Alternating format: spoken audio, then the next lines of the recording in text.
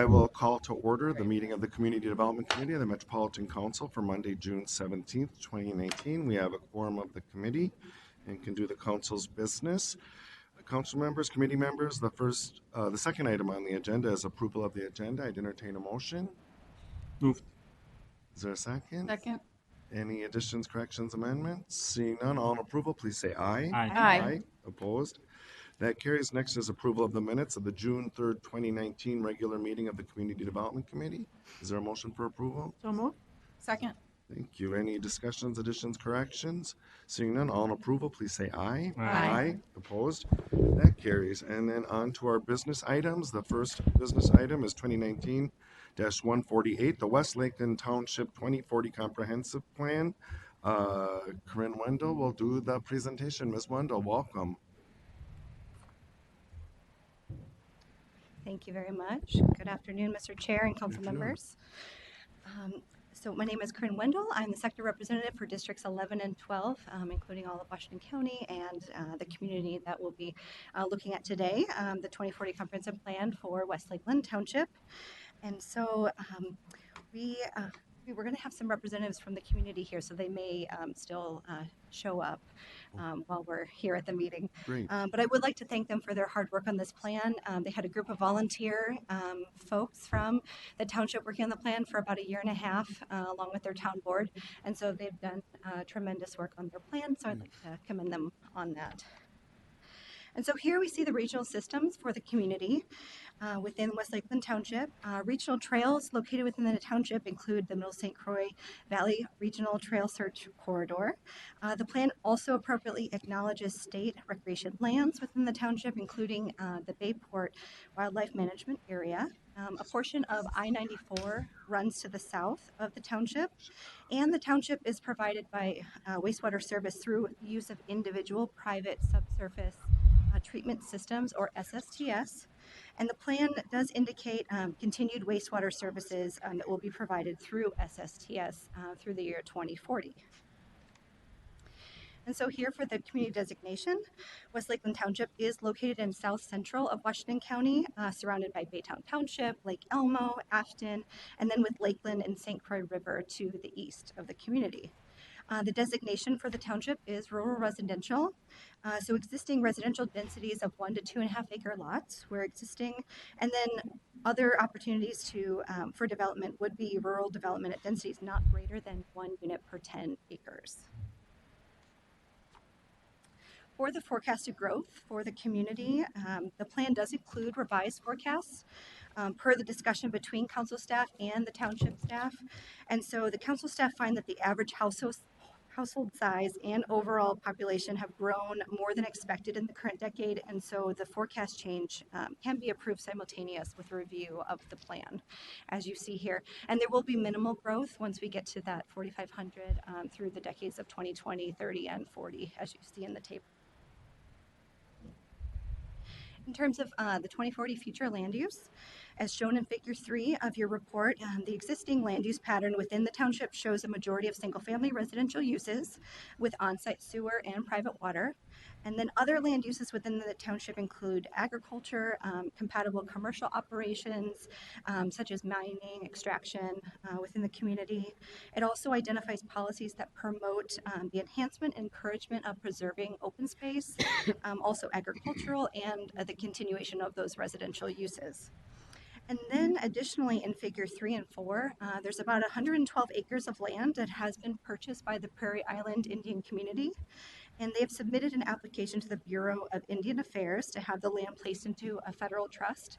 And so that land is identified in a sort of the lower, the southwest corner of the community.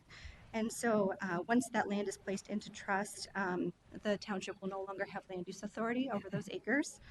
It will lie within the sovereign nation of the PIIC. And so with that, with the proposed findings, we find that the plan conforms to the Metropolitan System plans, is consistent with council policies and the proposed forecast changes, compatible with the plans of adjacent local government units and affected jurisdictions. And therefore, with the proposed action, we ask for the authorization for West Lakeland Township to place its 2040 plan into effect.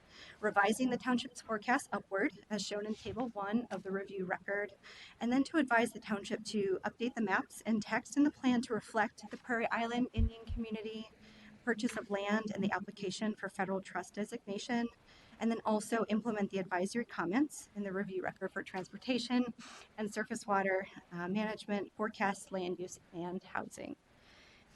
And with that, I'm happy to answer any questions you may have. Thank you. Thank you for that report, Ms. Wendell. Any questions on that report? Any questions? Ms. Wendell, a few people did come in while you were giving your report, and I'm just wondering if they're the guests from West Lakeland Township, because I just wanted to make sure they were aware of the complimentary words you gave at the beginning of your work together. Okay, well, we'll make sure that they are aware. Committee members, Ms. Wendell has proposed a series of actions related to the West Lakeland Township Comprehensive Plan. Is there a motion to approve? Move. I move. Is there a second? Second. Any further discussion? Further discussion? Seeing none, all in approval, please say aye. Aye. Opposed? That carries. Thank you, Ms. Wendell, for your work you and very for the much. report. Thank you very much. We'll now move on to item number 2 under business, 2019-149, the Hennepin County 2040 Comprehensive Plan. And Mr. Larson will give us that report. Welcome. Thank you, Mr. Chair, members of the committee. Good afternoon. Michael Larson, Senior Planner and Local Planning Assistant in the Community Development Division. And before you now is the review of Hennepin County's 2040 Comprehensive Plan. I'd like to let the committee members know that we're joined by Elisa Saluski today. She is the Chief Information Officer for Hennepin County.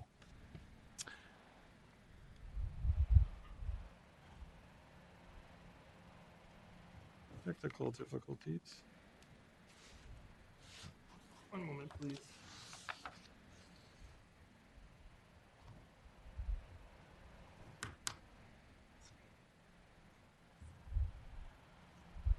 There we go. Thanks, Greg. This map shows the location of regional system components within Hennepin County, which are quite numerous, include major highways and transit corridors, as well as regional parks and trails. As they relate to regional systems, Hennepin County's primary comprehensive planning responsibilities are transportation planning, as it does not have any land use planning authority, nor is the county regional park implementing agency. Next slide. There we go. Perfect. As shown in Figure 2 of the staff report, Thrive designates the 45 cities within the county with 7 different community designation. On today's agenda, Bloomington and St. Louis Park will be the 3rd and 4th comprehensive plans among Hennepin communities to come before this committee so far. The previous have been Medina and Orono. I think I have that right. Okay.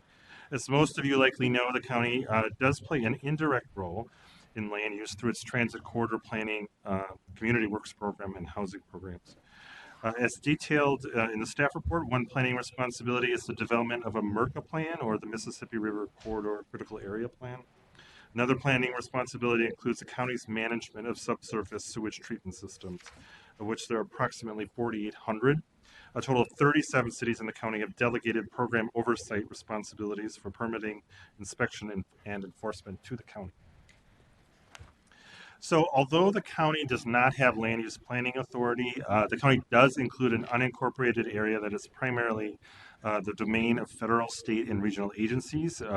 This includes Fort Snelling and the MSP International Airport. County and council staff have discussed and agreed upon a forecast revision for this particular area, which is shown here and in the staff report as Table 1. Housing and population growth at Fort Snelling and employment growth at MSP have outpaced what was previously forecasted. So Thrive forecasts that the total county population will grow from its 2017 estimate of approximately 1.25 million to over 1.4 million. This final forecast will be adjusted following the approval of all comprehensive plans in the county, some of which include forecast adjustments, including this one for the unincorporated area. So the proposed findings for you today are that the county plan conforms to Metropolitan system plans, is consistent with council policies, including with the proposed forecast change, and is compatible with the plans of adjacent local governmental units in affected jurisdictions. And the proposed action for you today is to authorize Hennepin County to place its 2040 comprehensive plan into effect to revise the county forecast upward for the unincorporated areas as shown in Table 1 of the review record, and advise the county to adopt its MERCA plan within 60 days after receiving final DNR approval and submit a copy of the final adopted plan and evidence of adoption to the DNR, the council, and the National Park Service within 10 days subsequent to the adoption. And finally, to implement the advisory comments in the review record for forecasts and waters. So that concludes my presentation, Mr. Chair. Thank you, Mr. Larson. And Ms. Holisky, thanks for being with us today. Committee members, questions on that report? Councilmember Lee. Thank you, Mr. Chair. On the very first page, the districts listed are missing. Is missing number 4? Is that a typo, or will that district come before us later? Mr. Larson. Mr. Chair, council member, are you referring to? The very front page. Yeah, numbers 1 through 8, but 4 is missing. One up more. The title On page. the title. If you go back one more. On the title slide, Mike. Yep. Did I miss a district? I don't think, Mr. Chair, Councilmember District 4 is Ms. Barajas. in Carver County. It doesn't cover, it's a Councilmember Deb Barber's district. So it's not part of Hennepin County Thank you. in any way. Oh, I okay. don't believe that, right, because 3 goes down to Chanhassen too, but District 3 covers the Lake Minnetonka communities. District 1 is Councilmember Johnson's district. Okay. But District 4 is not part of Hennepin County. All right. Thank you. Further questions? Councilmember Cummings. Thank you, Mr. Chair. Can you speak a little bit about the conversation that you have about the changing population forecasts? How do those play out, or what factors go into upping those forecasts? Mr. Larson. Mr. Chair, Councilmember Cummings, our forecast staff have noted increased population as well as employment in the area from annual estimates that we collect. We're also aware of the likelihood of regional aviation growth in the regional aviation industry, and so we believe a portion. Staff believe a portion will be that will be dominated by MSP International Airport, and we are aware of some affordable housing projects that are planned in the Fort Snelling area. So those are pretty specific information that we've suggested should be applied to this forecast revision. Thank you. Thank you, Councilmember. Further questions or discussion on this plan? Councilmember Chambliss. I had the same question about the increase, but specifically, what are the areas for the increased population and employment growth? Do you know that? Mr. Larson. Mr. Chair, Councilmember, the employment would be, I believe, the increase is attributed primarily to our understanding of growth in the aviation industry, specifically related to MSP airport operations and services. The housing projects that are planned for the area, I believe, are on land currently owned by the Department of Natural Resources, planned for specific affordable housing projects. Okay. Thank you. Is that clear enough? Yeah? Thank you. Further questions? Councilmember Johnson. Thank you, Mr. Chair. I really appreciate the hard work that goes in through especially the transportation transit piece of this as one section of it. So the county is moving forward with that piece of it, but the cities are coming in at various times as well, and that all has to conform and marry together. Can you just explain how they synchronize Sure. Mr. Larson. since they're bringing them forward at different times? Sure. Mr. Chair, Councilmember Johnson, as you know, the county has primarily a transportation planning around the facilities that it owns and operates, namely the county roads. It does countywide transportation system modeling. It is transportation planning to be an iterative process where somebody needs to start with some assumptions. So the county has conducted transportation planning with a set of demographic assumptions about growth in the county and where that's located. As we get all of the various city plans, what we're seeing in plans is an allocation of growth by transportation analysis zone. So that's a land use planning exercise to identify the likely locations and timing of growth. And so when all of that data has been collected through this official planning process, we'll have a new regional data set from which the next iteration of traffic forecast modeling and other transportation planning can be done. We've talked about lessons learned from this process from various counties and the leadership role that counties can play. And I think in some cases, including Scott County, they've conducted all of the transportation planning work for their constituent communities.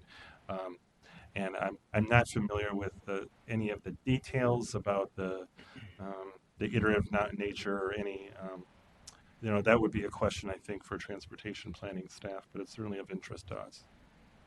Councilmember Johnson. Thank you, Mr. Chair. Just a quick follow-up.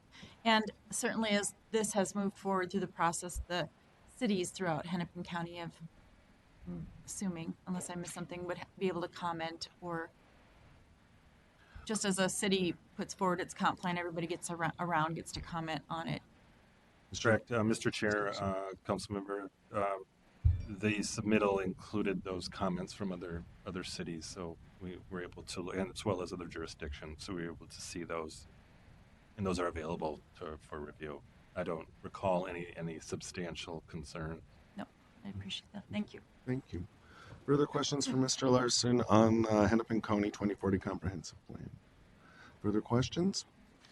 Seeing none, Mr. Larson has brought forward a proposed action to authorize the Hennepin County to place its 2040 Comprehensive Plan into effect, to revise the county's forecast, and to advise the county to adopt its MRCCA plan and implement the advisory comments. Is there a motion for approval? Move. Is there a second? Second. Thank you. Any discussion on that motion? Discussion. Seeing none, all in approval, please say aye. Aye. Opposed? That carries. Thank you, Mr. Larson, for your work and for the report. Next, we'll move on to item 3, 2019-150. It's a joint committees. The JT item, the City of Bloomington 2040 Comprehensive Plan. Mr. Larson. Mr. Chair, members of the committee, I'm still Michael Larson. So before you now is the City of Bloomington's 2040 Comprehensive Plan, and I'd like to let the committee know that Julie Farnham, a senior planner for the City of Bloomington, is in the audience today, and I know has been significantly involved in the development of their updated comprehensive plan. So this map shows the location of regional system components within the City of Bloomington. All wastewater generated with the city is conveyed through 3 particular interceptors that are detailed in your staff report. All wastewater flow generated within the city is treated at the council's Seneca wastewater treatment plant in Eagan. Transportation system elements are numerous. They include the interstates 494 and 35W, Minnesota Trunk Highway 77, and various A minor arterials, primarily county roads. Transportation system elements also include the existing Metro Blue Line and Red Lines, the planned Metro Orange Line, actually under construction, and the planned D-Line arterial BRT. The city, in terms of regional park system elements, the city includes the Highland Bush Anderson Lakes Park Reserve in the western portion of the city. Regional trails include 9 Mile Creek and Nokomis Minnesota River Regional Trails. Regional trail search corridors include Nokomis Minnesota River Extension, South Hennepin East and South Hennepin West regional search corridors. And the city also includes state and federal lands within the city, including Fort Snelling State Park and the Minnesota Valley Wildlife Refuge. And there'll be a quiz on this at the end. So Thrive MSP 2040 has designated the city as urban. Bloomington is located, and as most of you probably know, in the southeastern part of Hennepin County. It's bordered by Eden Prairie in the west and by Edina Richfield in the unorganized territory of Fort Snelling in the north. Across the Minnesota River to the south is bordered in Dakota County by the communities of Eagan, Burnsville, and Savage. So Table 1, also in your staff report, illustrates a proposed forecast revision for the city. Current official forecasts are shown in the middle columns, as well as a set of revised forecasts on the right that are supported by council staff. With this forecast revision, this increases the allocation of regional affordable housing need, which is increased to 842. Forecast revisions, as I touched upon in my last presentation is based on a current analysis of existing data, and in this case, by information and communication and negotiation with the city. Is now forecast that between 2017 and 2040, the city will increase by approximately 4,500 households, 7,000 people, and 22,000 jobs. So table 2 from the staff report shown here illustrates the planned residential densities for the city, which includes, as you've heard before, the acreage that cities have identified for the potential development and its associated guiding land use.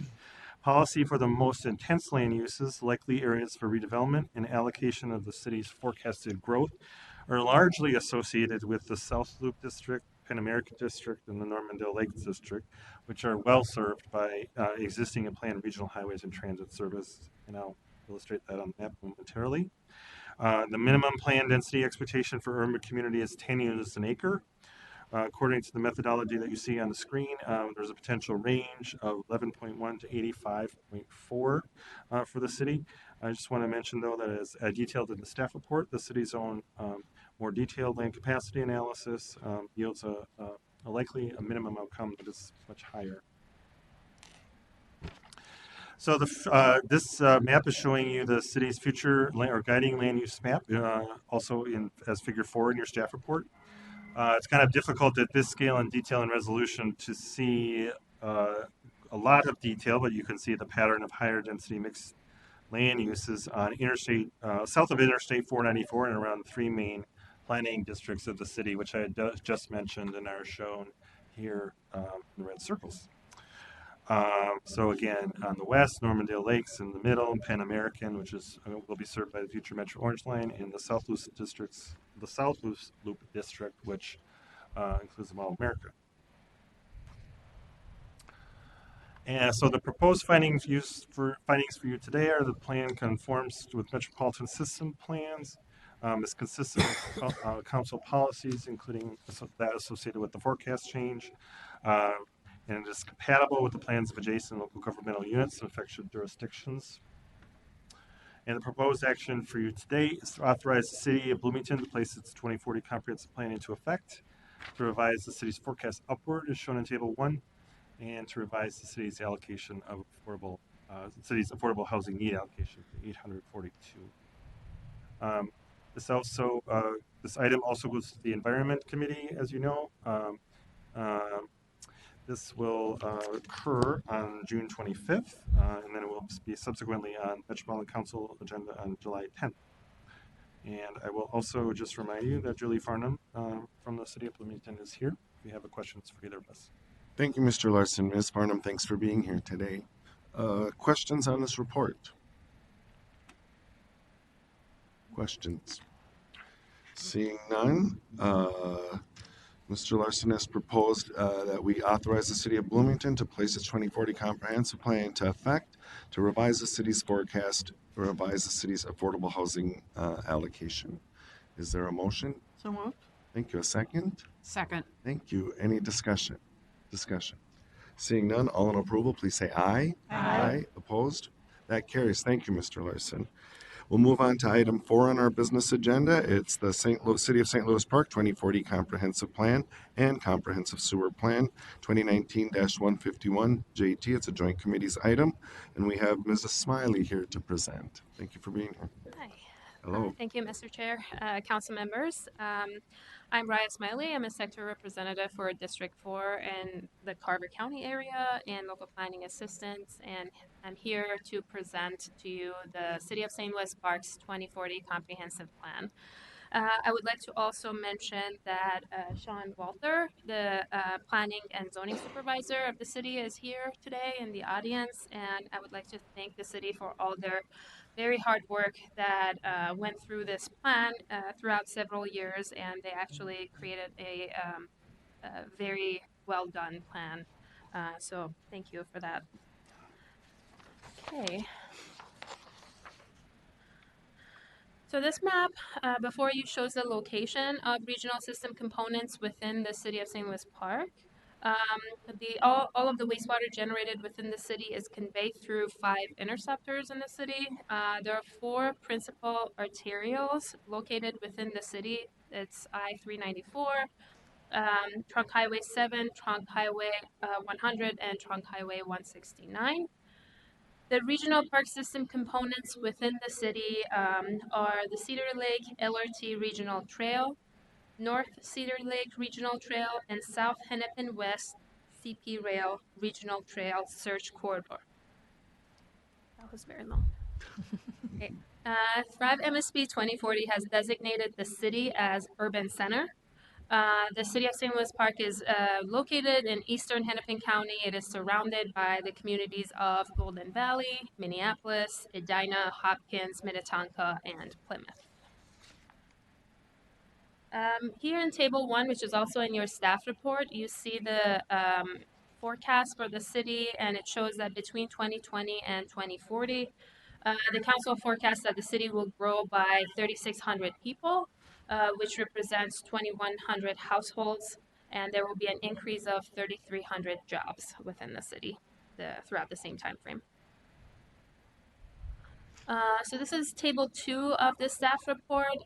It shows the planned residential density within the city. The overall density for guided residential land is expected to be between 34.43 and 92.44 units an acre. Communities that are designated as urban center through the Thrive MSB 2040, they're expected to plan for forecasted population through development and redevelopment at minimum densities of at least 20 units an acre. And the St. Louis Parks plan, based on the analysis that you see before you, is consistent with this policy.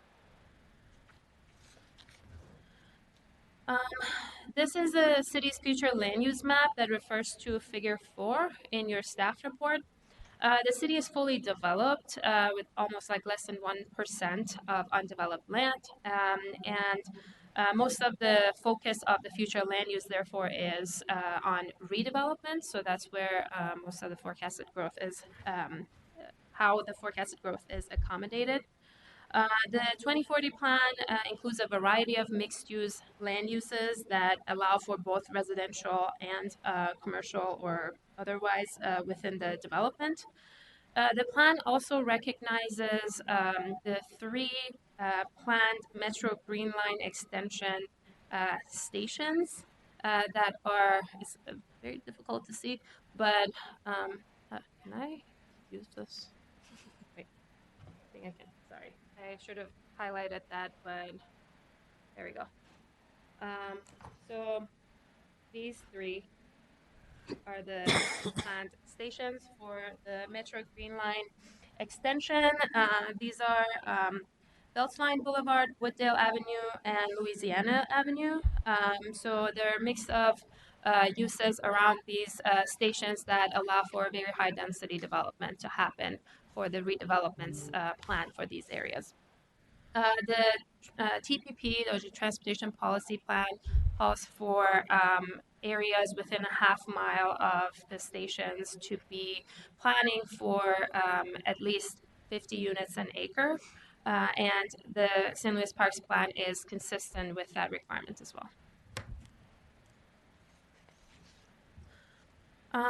So with that, the proposed findings are that the plan conforms to Metropolitan system plans, is consistent with council policies, and is compatible with the plans of adjacent local governmental units and affected jurisdiction.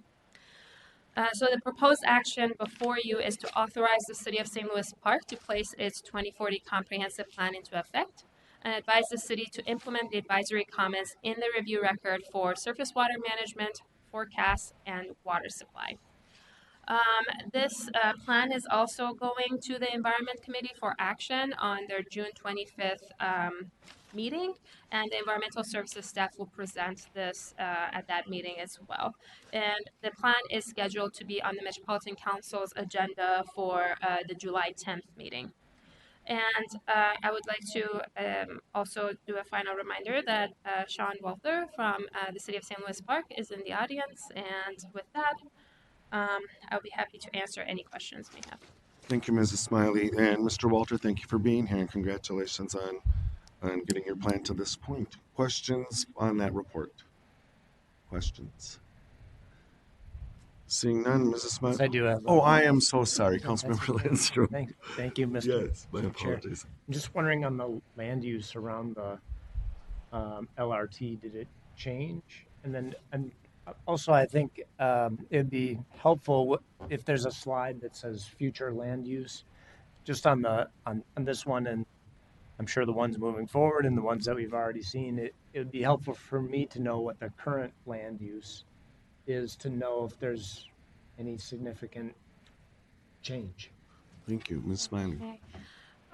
Mr. Chair, council member, and I would say that yes, there was a significant change in the station area in that some of these land uses didn't exist the same way that they're described in the 2040 plan, and allowing for very high densities, and all the land uses around the metro area stations are allow for a minimum of 50 units an acre, which is very high. And they also have a mix of land uses that didn't necessarily allow for residential prior to this. So, for example, sorry, let me go back to the.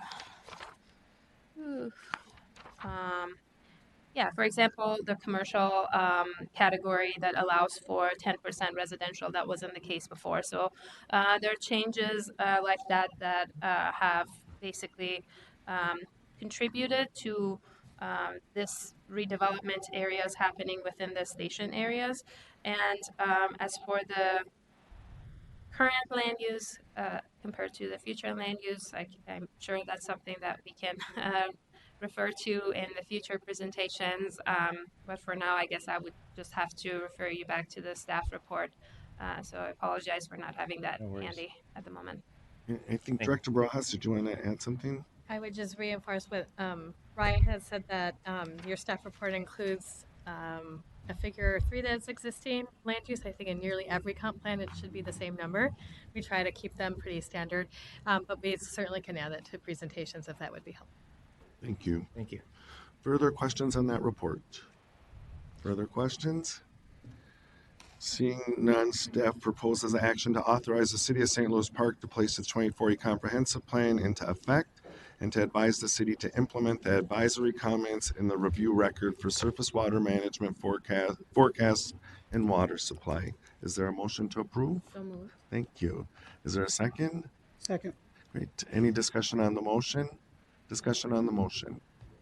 Seeing none, all in approval, please say aye. Aye. Opposed? That carries. Thank you, Mrs. Smiley.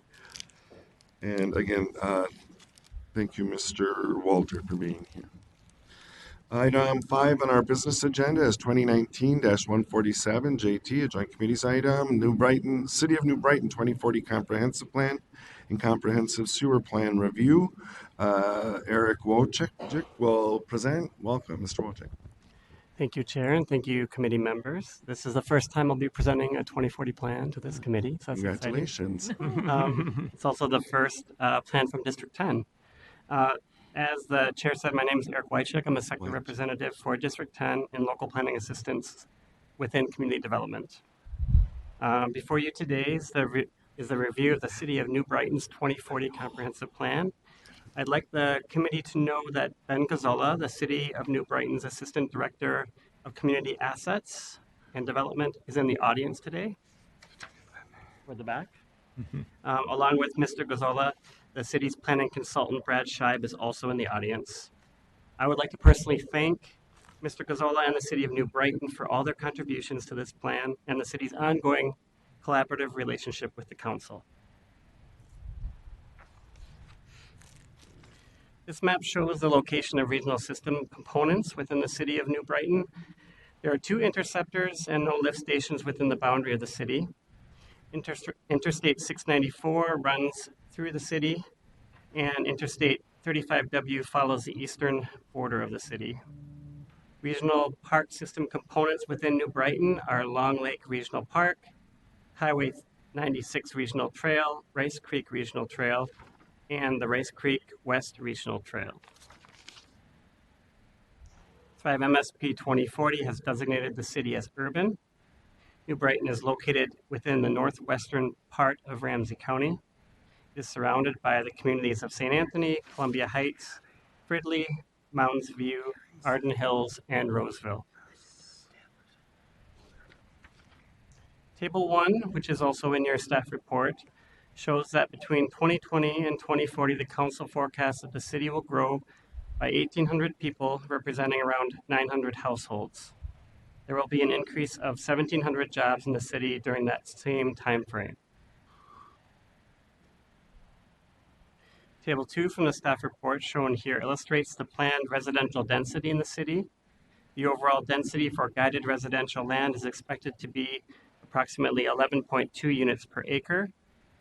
Communities with an urban designation under Thrive are expected to plan for forecasted population and household growth at an overall average minimum density of 10 units per acre for new development and redevelopment. New Brighton's plan is consistent with this policy. The city's future land use map is figure 4 in the staff report. The plan identifies 3 new mixed-use land use categories based on locational nodes throughout the city. Figure 3.3 in the plan identifies these potential areas of improvement in New Brighton. Most redevelopment opportunities will occur at nodes within the city, primarily changing areas from commercial to mixed use.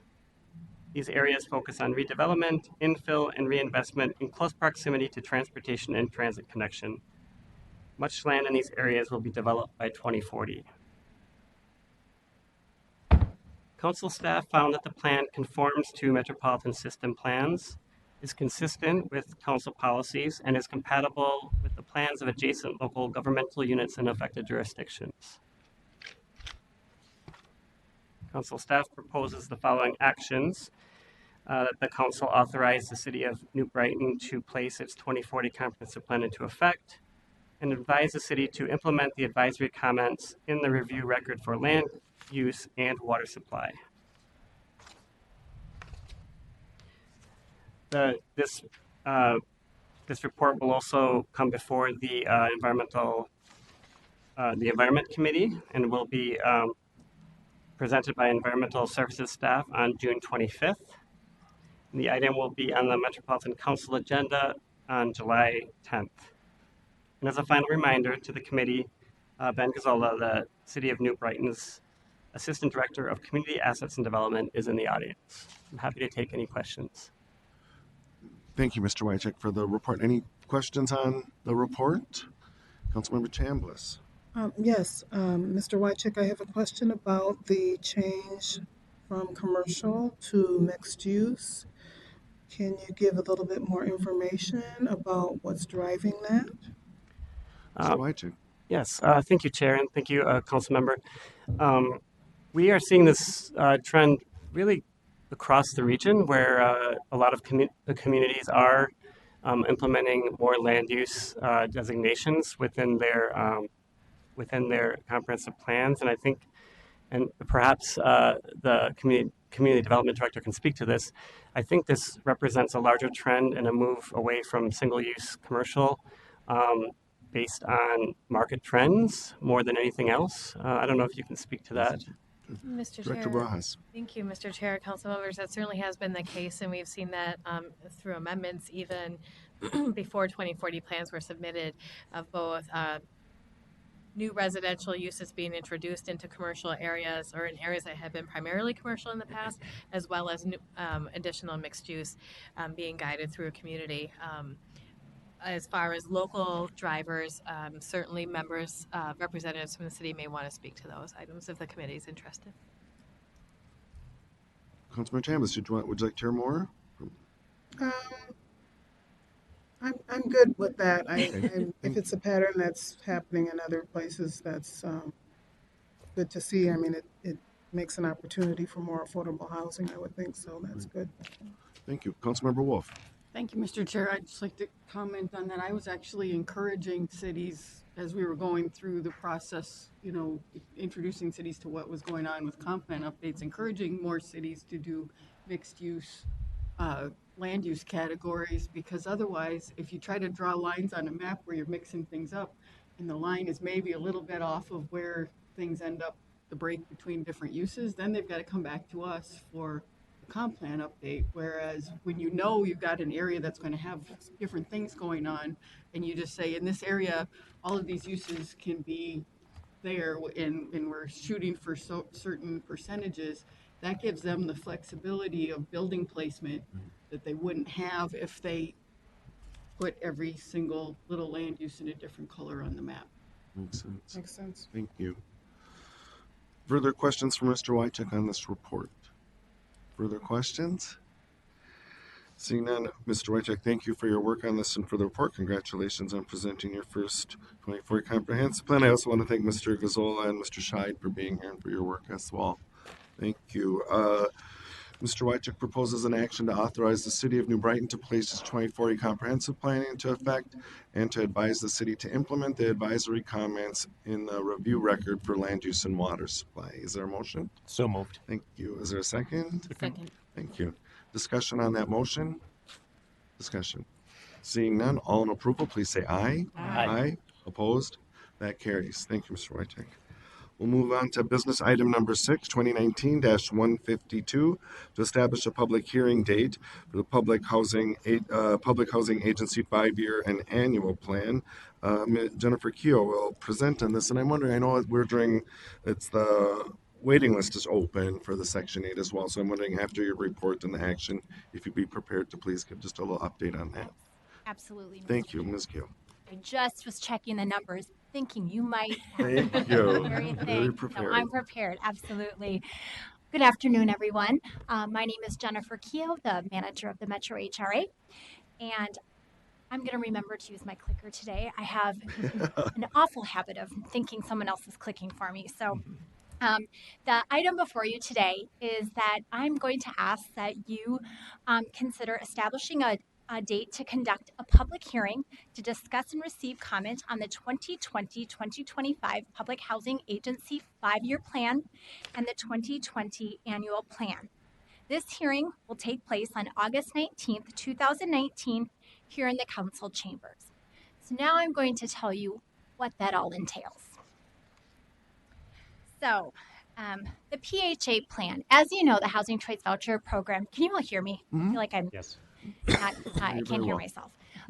The Housing Choice Voucher Program is regulated by the Department of Housing and Urban Development, or HUD. And along with that comes a whole host of requirements if you administer a public housing program or a housing choice voucher program. One of those requirements is that every 5 years, a housing authority establishes a 5-year plan, and I'll tell you a little bit about that in a minute, as well as an annual plan. And what that PHA plan is, it's really to serve as a guide, and it's a guide for us as housing authorities, and it's a guide for the public and our program participants of the HRA mission for serving the needs of low-income families and strategies for addressing those. So those plans, whether it's a 5-year plan or the annual plan, lays that out. So the 5-year plan submitted every 5th year. So the council, the committee before you approved the 2015 plan, and that is good through 2019. So every 5 years we come to you, we and ask you to approve this 5-year plan. Then you see me once a year for an annual plan. And the purpose of that 5-year plan is to do some long-range goal planning for the housing authority. So the HRA does their 5-year long-range goal plan, and that's to meet the needs of our low-income families in the region. Then the annual plan provides HUD strategies for meeting those needs in the coming year. So the difference is what have we done each year? So we report back of those 5-year goals. What have we done to meet those goals?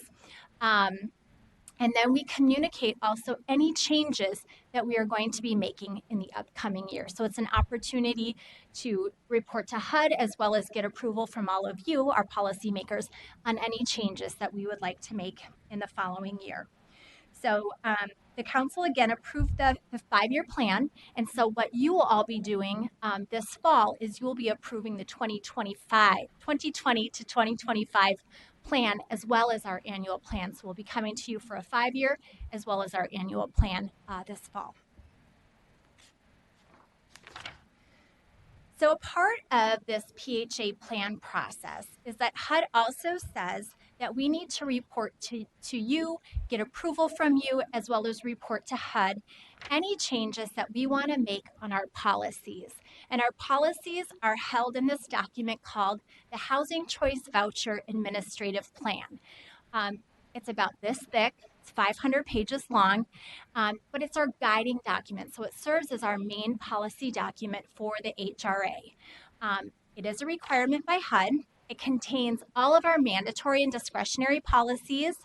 So things that HUD says we must do are held within there. And then policies where we have discretion and staff has a discretion to make with your approval are also held within there. And some examples of those policies would be the selection and admission of the waiting list, how we issue our vouchers, our occupancy policies, subsidy standards, how we offer informal hearings, our inspection guidelines. So there's a whole chapter on inspections, and again, mandatory items, and then where we have discretion. They're all held right in this document.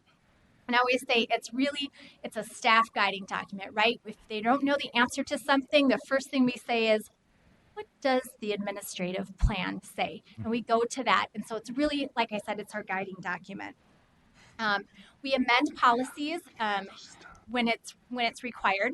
So when regulation requires it, if something comes down from HUD, we amend that, as well as throughout the year, things may bubble to the surface where we say, this is something that we need to change. It may come from you as our policymakers. It may come from the people that we serve. It may come from our community advocates. And so once a year, we have the opportunity to revise our administrative plan.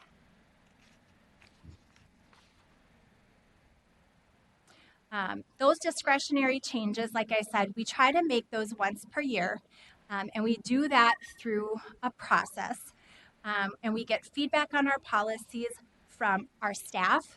We get them from service providers, legal aid, outside consultants, and from our participants, which leads me to talking to you about how we engage the families that we serve in this process.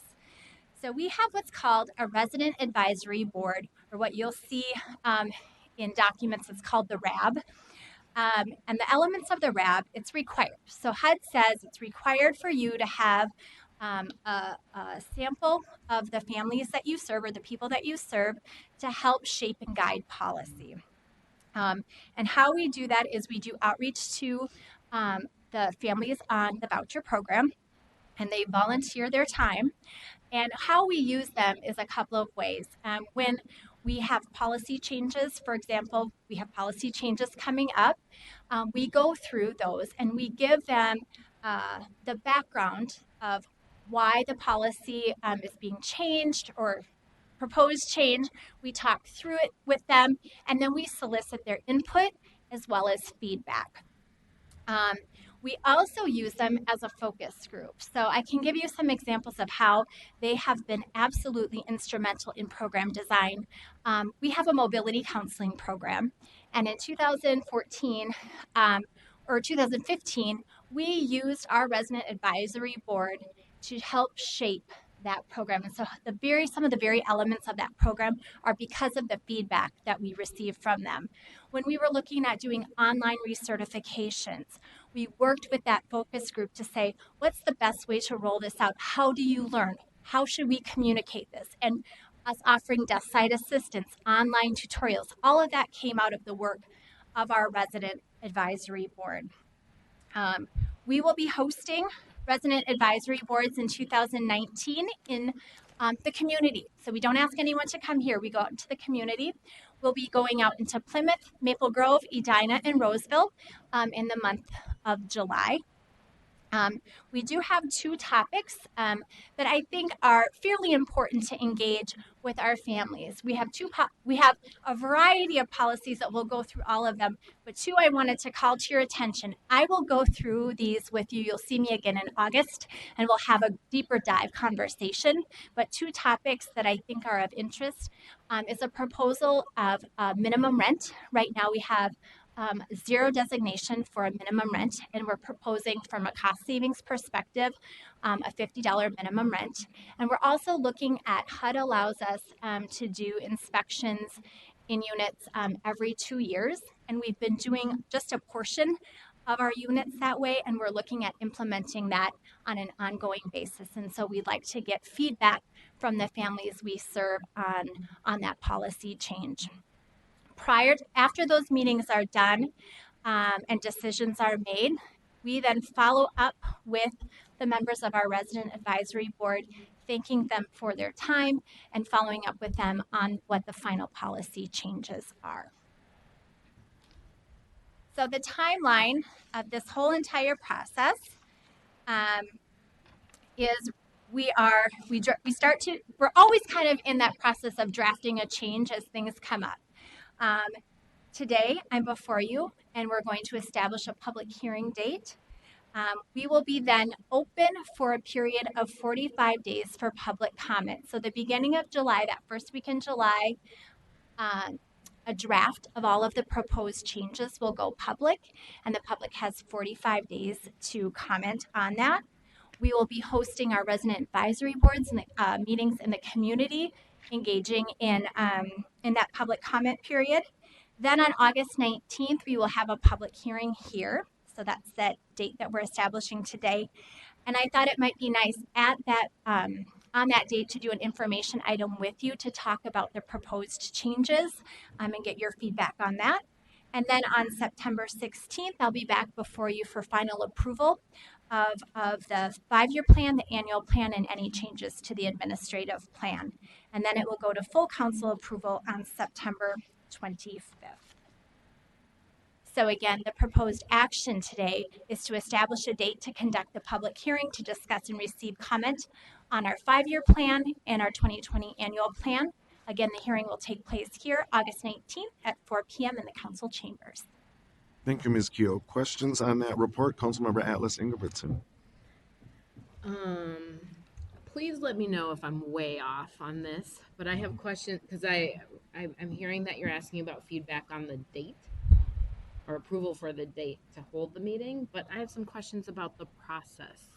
Is that appropriate for this conversation? So my understanding is it's within our authority to set the date of this public hearing, and that's what the action proposed today, but this is an appropriate time. It is an appropriate time, I think, to ask process questions. Okay. Thank you. So I have a few. My first question is, can you share again, it kind of went by a little quickly. What exactly is the agency that the council has over the policy? Is what I captured in my notes is that we have agency to approve any changes to policy, but were there other things that I missed that are within our purview to our role with this project? Ms. Kehoe or Director Barajas? So Mr. Chair, I want to make sure that I'm understanding your question correctly. So you're asking me what types of things would you be approving? It was your talking points from slide 3, okay, if that's helpful. Yep. You were sharing, here is what the council does. This is slide 3. Sorry, my vision is poor. So the Public Housing Authority agency plan. So the policies that guide our work as we change them, you have the authority to make approvals for that. When we come to you in August, we will release all of those documents for public comment. And if there are things that you see that you have questions about, or things that you think should be revised, altered, questioned, I think that would be an appropriate time do that as policymakers. And Director Barajas, did you want to add? Sure, Mr. Chair, and Jennifer, maybe you can correct me here too. There are some things that are required elements that HUD has for us Yeah. that we don't have discretion over, and there's some that are discretionary. And we can give you more detail on which ones are discretionary or not. But the ones we propose are the discretionary ones. Right. So Ms. Gill? yes, Mr. Chair, let me clarify just a little bit from that, Lisa. When we release for public comment, what I put together in the very beginning is what's called a summary of changes. So everything in that administrative plan that we're looking at making changes that are redlined, I call out, I tell you what the change is, and I tell you if it's mandatory. So if it's a HUD mandatory change, there's really nothing that we all can do about that. Where it's discretionary, I give you the reasoning behind that proposed change. Councilmember Allison Goodson. Wonderful, thanks. I have just a few more questions. This is about the Resident Advisory Board. Could you share a little bit about how you document who is on that board demographics wise, and how does that compare to the population that is that participates in the program overall? I'm particularly interested in ethnicity, age, and geography. Ms. Gill. Mr. Chair, thank you for that question. That's something that I would say I'm pretty proud of, the fact that we really try to ensure that the outreach that we do represents the demographics of our region. And so I work with our or our business systems analyst to do a methodology of looking at by city, by race, by age, by disability status. And so that's how we come up with that. And then we do outreach. So we do a random sampling of the 7,200 families that we have, right? So we do a random sampling. We come up with about roughly 1,000 folks that we do outreach to, and then hope that maybe we get 50 at each meeting, and we might get 30, we might get 50 at each of those meetings. Councilmember. Just to clarify, so it's not a regular, like a membership where you're a member for a year. It's you make invitations and then people show up for kind of one-time engagements. Ms. Gill. Mr. Chair, Council Member, yes, it's a one-time thing, but I will tell you what we tell our resident advisory board members, that if something comes up that we would like to engage with them in over the next 12 months, would they be willing to participate again? And that way we know that we have a group of residents to engage in on an ongoing basis. Councilmember. Thank you, Chair. My last question is, how do we see the feedback from them? Do we get straight up notes? Is it summarized and themed? Or are they direct comments from them? How do we see that information? Ms. Gill. Mr. Chair, Council Member, what we do is we have a member of my team taking pretty thorough notes during that focus group, they're usually about a 2-hour meeting. And what we do is we come back with, it's more, you're going to see it more in a summary, in a theme fashion, and based on each of our meetings. Councilmember Allison Goodson. Thank you. I just want to offer then my feedback on the date. I think that it's before the state fair, which is a major thing for many people. So I think that's a good call. I just would encourage us to think about, when we're trying to hear from folks in the community, to really think about how accessible our space is for them. So location and also the time of day. I think 4 o'clock is if we're looking to be an open space for people, I don't think it's a very accessible time to get into downtown anywhere location, whether it's here or in Minneapolis. It's a hard time for people to get there. So I would encourage that to be a thought. Mr. Chair, may I address Please. that question, Council Member? So the resident advisory board meetings that we do, we go out into the community. They're all accessible on bus line. Most of them are at libraries. And we do them at a variety time of day based on, we've done some during the day. We've done most of them we do in the evening, and we serve a meal to the families as well. The public hearing, unfortunately, is wedded to the CDC committee. Time frame is when we do the public hearing, but the resident advisory board meetings are done out in the community. Councilmember? You done? I'm happy to shift the meeting time. We can discuss Let other that. people All right. ask questions. Yeah. Thank you. Further questions on the report? Mr. Chair. Okay, so Councilmember Johnson, Councilmember Chambliss, Councilmember Muse, were you? Yep. That's it. Okay, thank you. Councilmember Johnson. Thank you, Mr. Chair. And so how does, with the Metro HRA leading this, how does that work with the local HRAs, the handful that we've got? Are they in partnership with us on this, or will they do their own process around this? Ms. Keough. Mr. Chair, Councilmember Johnson, they do their own. So we are all separate housing authorities with our separate contracts to HUD. Mr. Chair, just to Councilmember follow up. Johnson. So as an example, one of these meetings will be held in Plymouth, and they have their own HRA. So I just am kind of interested in that because there will be, people across our region that are served by different agencies, but we'll be smack dab in the middle of one that has its own. So I'm just curious about how that works. Ms. Keough. Sure, Mr.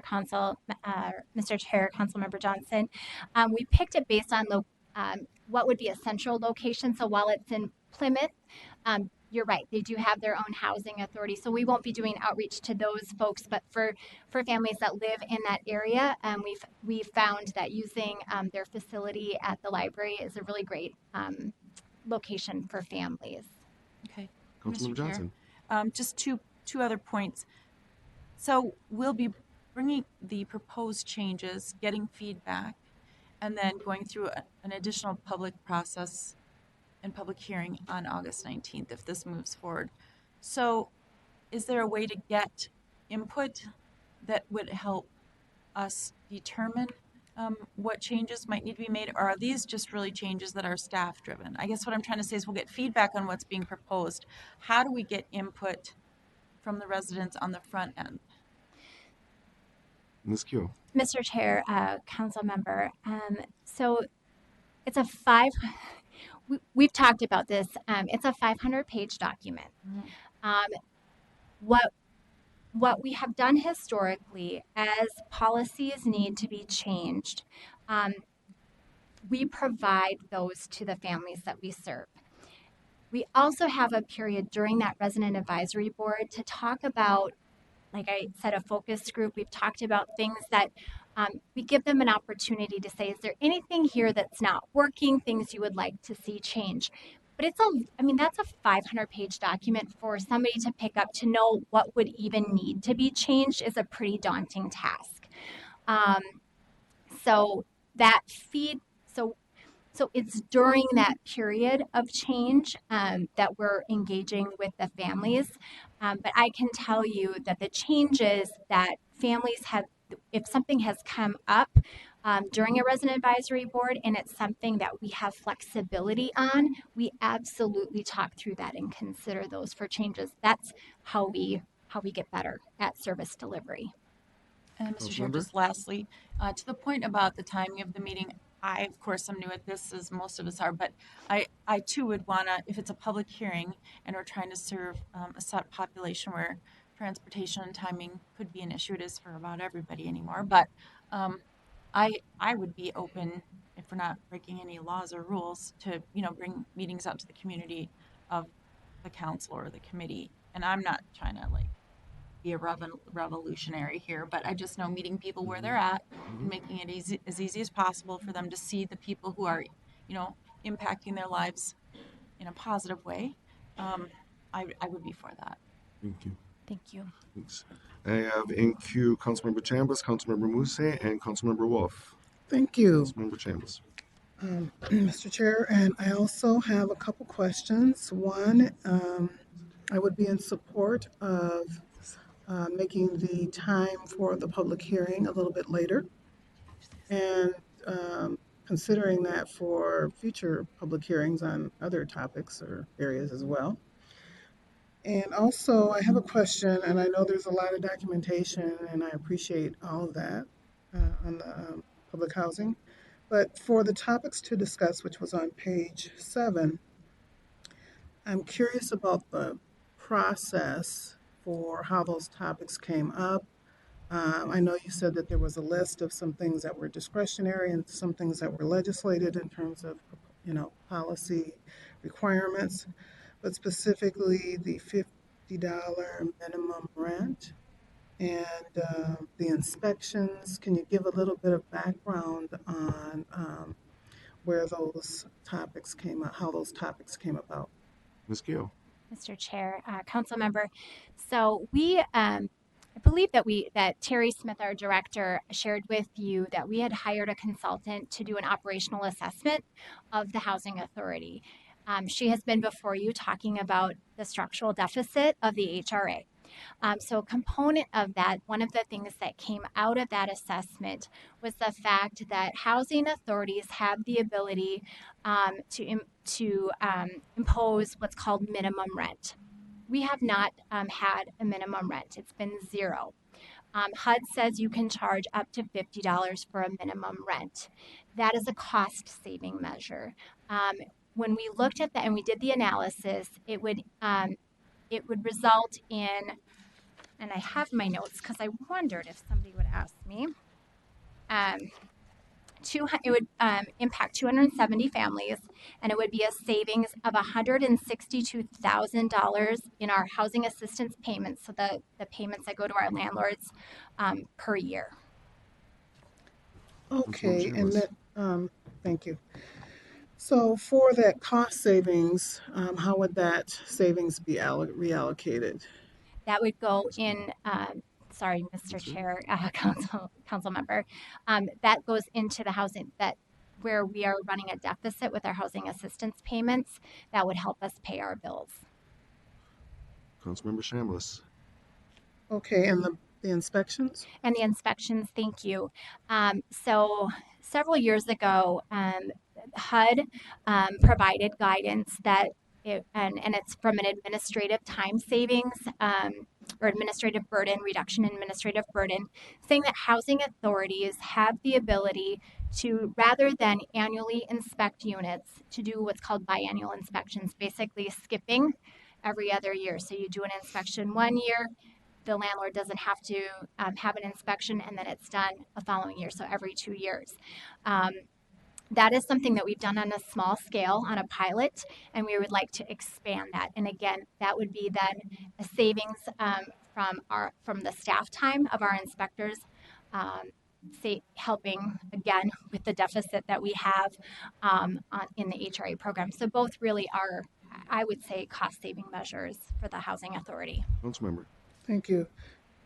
So I'm real interested in understanding the impacts and the need for the inspections, the impact on the residents if they have to wait a longer time to get their residents inspected. I just have some worries about. I mean, I understand the cost savings, but I have some worries about not having housing inspected on a regular basis because I know there are a lot of issues with housing, particularly for poor people, and we want to get those addressed as soon as possible. Ms. Keel. Mr. Chair, Council Member, we are in the process of trying to figure out exactly how this will all work. All right. So, but one of the things that Terry and I and the team have talked about is that when doing this, we would be implementing a process for families to do, like I would call them, for lack of a better term, complaint inspections, and that there's a mechanism if they're concerned about something going on in their unit, that we would go out to their unit and do an inspection on that. But would families have to wait longer? Absolutely not. They would not have to wait longer for an inspection. So if I may, so currently it's not biennial, but it's annual. Ms. Gill. Am I wrong about that? Mr. Chair, Council Member, we do a majority of our inspections on an annual basis. We're doing a pilot, and we've been doing biannual inspections, and we've been offering it as a landlord incentive, as an incentive to participate in the program. So we've set up some parameters to participate in biannual inspections. And so this policy change would open it up to all of our landlords to be able to participate in the biannual inspection process. Councilmember Chambliss. Well, we'll see what happens with the the feedback. Thank you. I have in queue council members Mousse, Wolf, and Cummings. Councilmember Mousse. Thanks, Mr. Chair. My question to you is, can you tell me more about your strategy, your outreach strategy to families who speak English as a second or third language? And also, can you also elaborate how diverse your outreach team is? And what's your preferred outreach mechanism? Ms. Keogh. Mr. Chair, so if I'm understanding, you want to know what we will be doing for folks that speak English as a second language. So we will offer interpreter services for any of our families at our resident advisory board meetings that would require that. And the outreach team that we have 3 senior outreach coordinators, and those are our mobility staff, the staff that work in our communities that are trained to do outreach with our landlords. They're working with our families. We have an outreach coordinator as well, and we just hired an associate outreach coordinator. So a team of 5 that one of their primary components is to do outreach with the landlords that participate in our programs, as well as with the families that we serve. Thank you. Does that help? Yes. Thank you. Councilmember Mousse. How many of them are bilingual? Ms. Keogh. Are bilingual. Mr. Chair, Council Member, emphatically, I would say 1 for sure. I don't know if another one may speak another language, but not fluently. What language that staff members speak? Somali. Councilmember. Further questions? Councilmember Wolf. Thank you, Mr. Chair. As far as the time of the public hearing, I would be okay with moving it to 6 o'clock, which would typically be the end of the meeting rather than the beginning of the meeting. I would not advocate for scheduling for a completely different time, because typically people have the option of emails, letters, phone calls, faxes, if anybody even has a fax machine anymore. There's many ways to comment, and typically nobody shows up for the actual hearing. So we would be dragging staff, for a longer period of time and making a lot of inconvenience when there are plenty of other ways that carry just as much weight. You don't have to come in here and talk in order for your thoughts to be considered. So most people don't come in just because it's a lot easier to write an email than it is to come here in person. The best feedback comes from those resident meetings, and typically we get a couple letters from housing activists, and that's the extent of the public hearing. There's rarely anybody that even comes to talk. So that's my 2 cents as far as the public hearing. Thank you, Councilmember. Further discussion? Councilmember Cummings. Thank you, Mr. Chair. I understand running a deficit is not a good thing, but I'm wondering also a minimum rent of $50 to go from 0 to 50 is pretty dramatic. And so I'm wondering, have we studied other methods to perhaps close the gap or reduce the deficit without impacting families? I hate to see someone who has to choose between food or medication or transportation or all the really necessary life things that money has to go toward. That's a pretty significant increase. Ms. Keogh. Mr. Chair, Councilmember Cummings, one of the elements, and again, I was trying to stay a little bit here, and we're here, but and that's okay. This is great, and I'm happy to have the conversation. But one of the things when there's a $50 minimum TTP policy, HUD requires that then there are what's called hardship exemptions, and there's a variety of exemptions that apply to those families. There might be a permanent exemption, meaning they never have to pay it back. There might be, and I can't remember the name of the other exemption, and I'm not going to make it up, but there's another exemption where they can have it, but then once income is coming in, they would pay that back to the housing authority. So there are definitely parts of the policy that we would be bringing forward to you for some conversation about. Thanks. Thank you. I have in queue Councilmembers Atlas Ingebrigtsen and Councilmember Lindstrom. Councilmember Atlas Ingebrigtsen. Three quick questions. With the changes of the minimum 50 and the reduction or length of time between inspections, how far does that get us into the structural deficit? Ms. Keel. Well, now I'm going to ask Ms. Smith. Ms. Smith to come up and help me out. Welcome, Ms. Smith. Thanks for Good being here. afternoon, Mr. Chair, committee members. Council member, the deficit that we're running in 2019, you'll recall that you approved a $2 million general fund transfer to cover the HRA deficit. The majority of that, 3/4 of that, is to cover the rising costs of housing, and then a quarter of that is to cover administrative expense. The minimum rent will impact the housing subsidy side of the budget. So essentially what it means is we'll be able to serve more families, or our federal funding will go further than it currently does. Councilmember Atlas Ingebrigtsen. So we can do more, but it doesn't get rid of the structural issue we have. Mr. Chair and Council member, that's correct. Okay, thank you. Thank you. My next one is my super nerdiness coming out. So I've been researching universal translators and watching a lot of videos, and I think it's worth the investment of trying out some of that technology to enable folks doing outreach to reach people with multiple languages.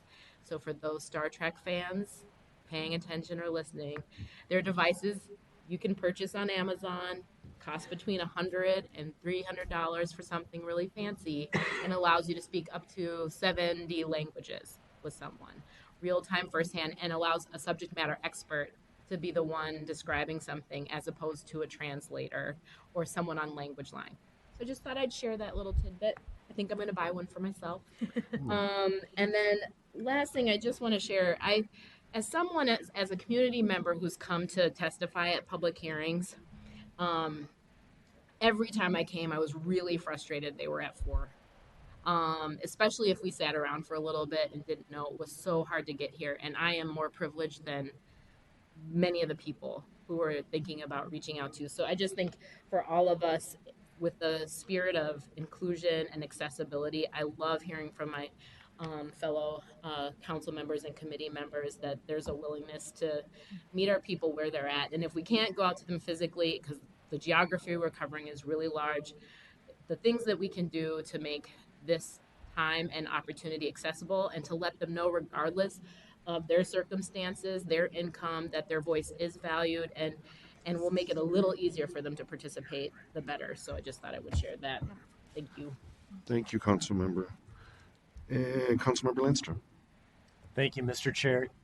Clearly, as you're hearing, a lot of questions over the last few minutes have been about engagement and outreach. And so just building off of that, the council has a public engagement plan. I'm pretty sure that's what it's called. And it sounds like we're following that plan. And if you could expand on how you are following that plan, I'd appreciate that. Thank you. Ms. Keel. Mr. Chair, Council Member, so the public engagement plan that the council has, the elements of that are part of the training that goes into when we're onboarding our new outreach staff. I'm not help me answer I just want to make sure that help me answer your question. Well, I've been around local government for a long time. Sorry, Mr. Chair. I've been around local government for a long time, and I don't want to set a public hearing date and do the minimums. Post it on the bulletin board 3 days before the public hearing. You know how these things go, and no one knows about it, and they come and go, and no one shows up. Oh, surprise, surprise.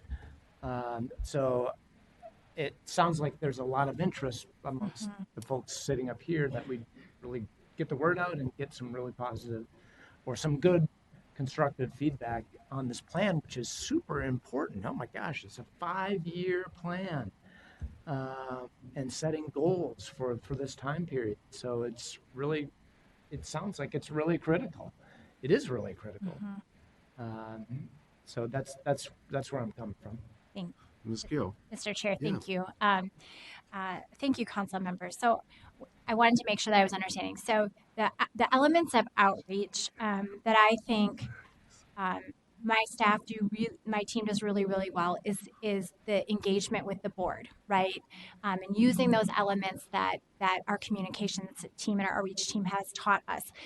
What I will commit to you is working with Director Barajas and the communications team and the outreach team to ensure that we do a better job of marketing the public hearing, and we'll talk through when the timing and all of that. But I will commit to you of working with the outreach team for that public hearing. Thank you. Further comment from Thank Director you. Barajas. Thank you, Mr. Chair. And I would just add, members, too, you'll see on the first page of your report that while we are proposing to hold a public hearing here in the council chambers, that we'll be publishing a public notice that first week in July, like Jennifer had noted in her presentation, and that the public comment period will be open through the end of August. So while we'll have a single date for a hearing, we have this substantial period of time to actually receive comment in whatever form people can get it to us, that we can get, like, not smoke signals, but every other form will work great. And so certainly, as we've done with the waiting list opening, any other ways that we can make that available to folks and make them aware of all of the different ways that they can submit their comments to us, we will be doing that, and in different languages, as we've done with our previous notices. Thank you. Further discussion, Councilmember Muse, then Councilmember Johnson. Don't think I will, thanks, Mr. Chair. Don't think I will add is maybe it's worth trying to work with city of Minneapolis outreach team. They do have deep really ties with the community and other cities. They have also bilingual staff, outreach staff. That might be really also a resource to tap in. And some, council members here, we do have ties with the community who have been spreading the word out. We'll, here also as a resource, we will do whatever we can to help to spread the word out. But I just want to emphasize the importance of really going beyond the basics, really going deep, and really trying hard to bring folks to the hearing and make sure that we do everything we can beyond our capacity to get the feedback from the folks that we need to hear from them. Thank you. Thank you. And further discussion, Councilmember Johnson. Thank you. And just so I understand, so the regional or the resident advisory board will be a group of people that will come forward out of this solicitation to be part of the process. And if they're participating in this process, then they are the regional or the resident advisory board. Is that correct? Ms. Gill. Mr. Chair, Councilmember Johnson. Yes. And so, and I'm just trying to think of process because 500 pages, right? And 5 years. Is there a way by which we could get people that could be with us for a longer period of time and designated kind of to be overseers and actually, a board member of some sort that has a more regular relationship, and rather than just responding to a call at a moment in time, so that there can be some consistent oversight as we propose additional changes, or they also start to unravel and figure out the 500 pages and can be partners with us, I think, in a more ongoing matter. Is that something that we've considered, or would that be an option Ms. at Gill. some point in the future? Ms. Gill.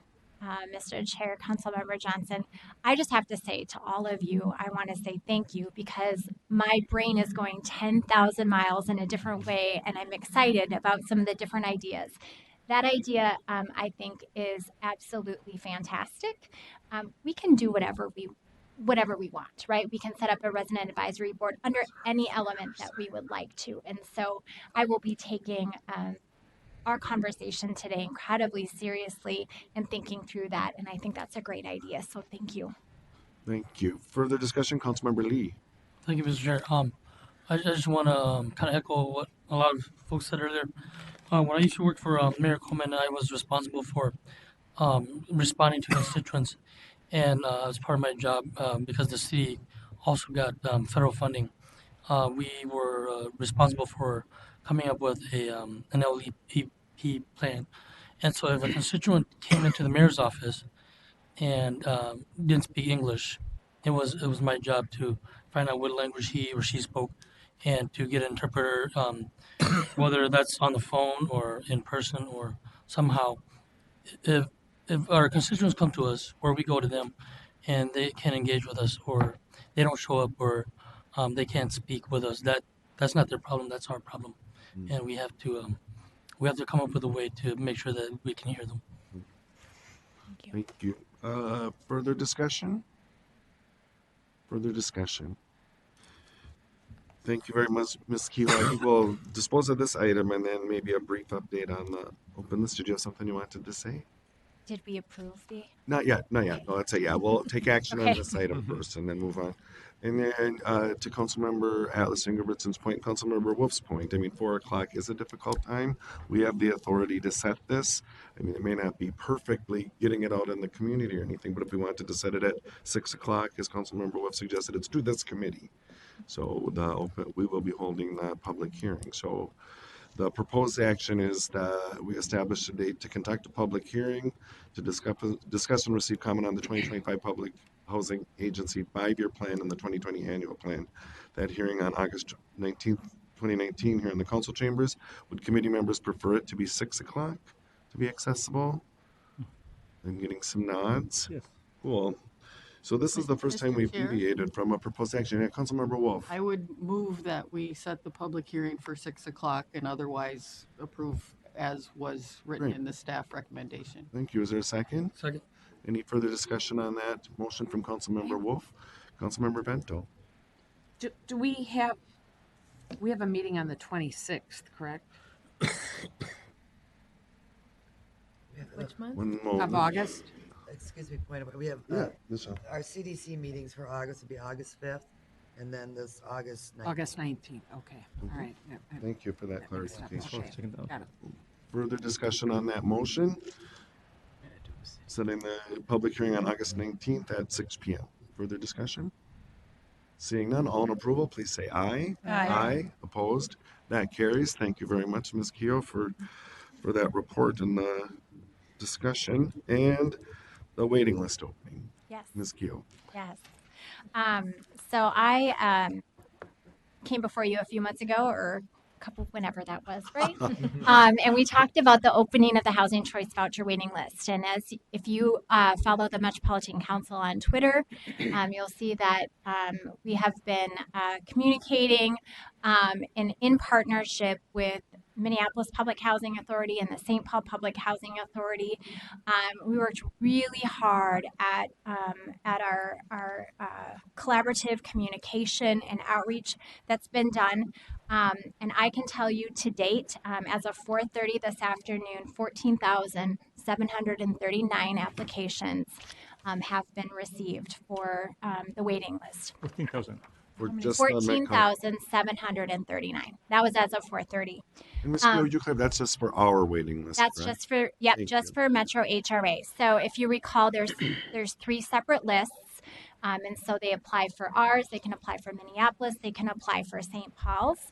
I will say, when I talked with my partners at the housing authorities this morning, we were all about 1,000, 2,000 off from each other. So pretty parallel numbers coming in. And I was monitoring it over the weekend because this is the first time that we were open over a weekend period. And applications were coming in fairly steadily. So we jumped about 2,000 applications over the weekend. So I think that was a nice access point for folks as well. As I told you, we had those Bay of interview cubes open. We've had team members sitting in those cubes waiting to assist, and we've assisted folks that come in. I think Minneapolis, just because of the proximity of where they are, they've seen a lot more foot traffic, but our phone calls have been higher. So we've been serving a lot more families over the phone and helping them with the application over the phone, partnerships with county service providers, and making sure reasonable accommodation requests are being worked out. We've done some nice partnerships with our counties as well. It will close tomorrow at noon, and then we will be doing, I think, a council report after that. Thank you. And Ms. Keough, there are a few questions from council members. Councilmember Johnson? Thank you. I really appreciate this update, and I know we'll get a full report. And having been in a city where we had a waiting list open up and literally people just spilling out of our community center trying to get in, and technology and everything and has changed. We don't have those things happening anymore, but it's about how many vouchers are available versus how many are applying. And even if you get in, you probably still have a 2 to 3 year wait per chance. I mean, it just doesn't. We're excited about the outreach because all of the folks think about the dynamics of how many people are desperate for help. And then even if you're lucky enough to get into that first leg of this long journey, you have a wait and you've probably got people and dependents and lots of needs going on. Imagine managing it all. So I appreciate the care that's given to the people in process, but I'm just saying, imagine how many won't find housing and how stark this problem is for everybody. And I know we all know that, but it's one of the things that keeps me up at night. And Councilmember Johnson, did you ask how many vouchers are actually available? Yeah. Yeah, Ms. Keough. Yeah, so Mr. Chair, Council Member, if you recall, of whatever that final number is, we will do a lottery and we're placing 2,000 on the list. And that 2,000 is capped at what we think we can serve roughly in that time period, right? So we're hoping that we would serve that many folks in a 3-year period. Obviously, federal funding is contingent upon that. So if we would fall into sequestration and have to halt, issuing vouchers, that would slow down the process. But our hope is that we would get. But you're right, it is a journey, and the need far outweighs the demand. Very staggering numbers. Thank you. I have in queue Councilmember Cummings and Councilmember Chambliss. Councilmember Cummings. Thank you, Mr. Chair. Again, something that we all know, but one of the things that I am seeing repeatedly on social media is the frustration of the 3 separate applications and people saying, my gosh, I'm working 2 jobs, I'm working 3 jobs. The ability to fill out 3 of these applications is just too much. And obviously that was considered, but the next time we do this, if there's any way that we can somehow meld them so does one application that hits all 3. I just think that would be so critically important. And if you're coming in for face-to-face help, it's just even that much more challenging. So, but thank you. I mean, it's open and clearly there's a need. Well, we all know that there's the need and it's getting a great response, and that's, on one hand, it's good. On the other hand, it's very sad. But anyway, just looking forward, I just wanted to reiterate the frustration of having to do 3, as I'm sure you're aware. Yep, absolutely. Thank you. And Councilmember Chambliss. Thank you, Mr. Chair, Ms. Keough. With the opportunity, I'm always looking at opportunities. With 14,739 applications and only 2,000 potentially being issued, I think it's an opportune time to respond to those who are in need and who are applying. How are we responding to these applicants when they're not picked by the lottery? Do we send them a list of available housing, affordable housing, so that they know what their resources are? I'm on social media a lot, and I'm also on social media talking about housing issues and listening to issues regarding housing. And, there was a debate on social media about where you can find a one bedroom for $800. And a lot of people were just kind of disheartened. I just haven't seen where you can find a one bedroom for 800, and mine was 1200. And there was a few people that said, well, I found one. And then some folks said, well, if you find one, what is the quality of the living situation? So I think, can you answer that question? How can we respond to them so that they kind of understand a little bit about their housing opportunities, maybe what some of the constraints are, where they can go if they have issues, something that can allow them to be a little bit more in control of making their lives better? Thank you, Councilmember. I see Director Smith making it toward the microphone. When she looks at me, that's my cue, I All think. right, thank you. Mr. Chair and Councilmember Chambliss, we share in all of that that you have stated. And the sad reality is there aren't a lot of options for families. In the Housing Authority, we take about 100 phone calls a day, every day. During this waiting list, it's been more like 250 a day. But those are the questions we're answering every single day. And our best housing resource we can refer people to is Housing Link.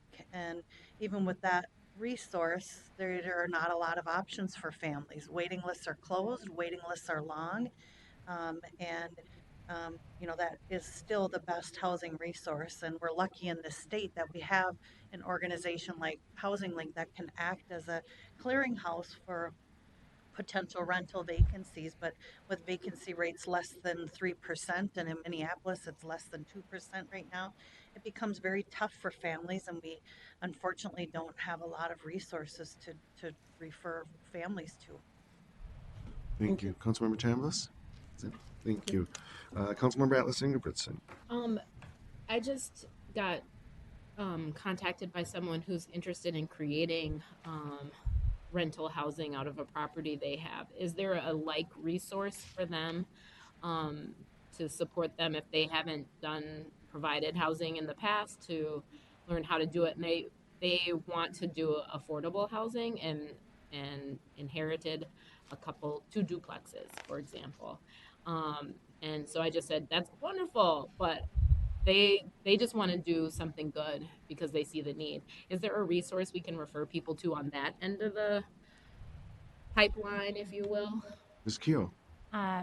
Thank you, Mr. Chair. Council member, I think depending on the city, so a lot of the cities have rental licensing programs, and so I think connecting them with their city resource to begin with. If it's a city within our jurisdiction, I would be happy.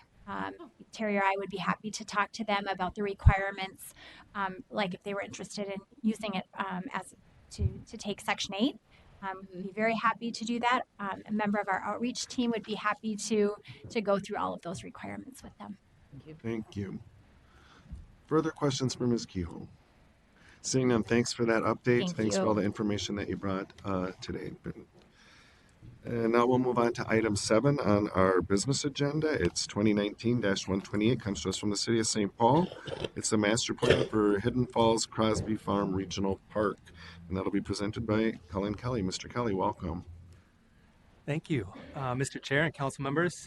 As was stated, I am Colin Kelly, Regional Parks Planning Analyst. I'm here to present the Hidden Falls Crosby Farm Regional Park Master Plan on behalf of the City of St. Paul.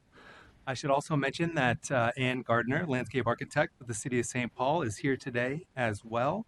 And I'd like to thank the city for their efforts on this Regional Park Master Plan. Hidden Falls and Crosby Farm Regional Parks are located in the southwest corner of St. Paul, and the City of St. Paul is the Regional Park Implementing Agency. Though Hidden Falls and Crosby Farm are known to the public as two distinct parks, the City of St. Paul groups them together for the purposes of master planning, management, and reporting with the Metropolitan Council, which makes sense. They are immediately adjacent to one another, after all. These regional parks comprise 5 miles of contiguous regional parkland along the 17-mile stretch of the Mississippi River within the City of St. Paul. The regional parks are also within Bedote, land with cultural and historic significance to the Dakota Nation, and within the Mississippi Flyway, a major migratory route for birds. Visitors enjoy the parks for quiet gatherings, hiking, running, walking, biking, birdwatching, and boat access to the Mississippi River. Getting into the development concept. For your reference, this map appears as Figure 5 in your staff report. According to the master plan, the overall goal for these regional parks is to enhance access and safety to and through this stretch of the Mississippi River while protecting cultural heritage and providing recreational opportunities. The proposed improvements and priorities included in the Regional Park Master Plan were drawn from the Great River Passage Master Plan. For the purposes of the Park Master Plan, the recommendations were revisited and reviewed, sorted, and reorganized based on priorities received from a community advisory committee, 5 focus groups, and almost 30 public meetings. High priority park-wide recommendations include, first, upgrading facilities to support cultural programs and events. Second, working with the local representatives of the Dakota Nation to provide interpretive signage and native language place names. Third, educating pet owners and increasing enforcement of the pet policy. Fourth, managing invasive species. And fifth, expanding the forest canopy. Continuing with the development concept. For your reference, this map appears as Figure 6 in your staff report. From a trails and connectivity perspective, high priority recommendations include, first, completing an accessibility assessment and upgrading trails and facilities accordingly.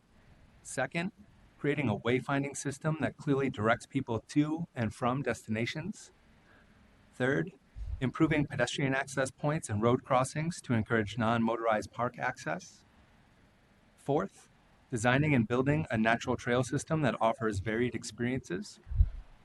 And fifth, replacing outdated bike racks and working with a bike share entity to encourage people to use bikes to ride to and through these regional parks. The total estimated cost for all of the recommendations included in the master plan, be they high, medium, or low priorities, amounts to $17,589,000. The biggest slice of that overall cost estimate comes from the Hidden Falls North area, which includes the recommendation to acquire the 21.5-acre Ford River parcel that's adjacent to the Mississippi River at an estimated cost of $3.5 million, as well as the recommendation to restore Hidden Falls Creek at an estimated cost of $1.4 million. Other recommendations associated with significant cost estimates include the park-wide recommendations for erosion mitigation at $1.5 million and water quality management at $1.4 million.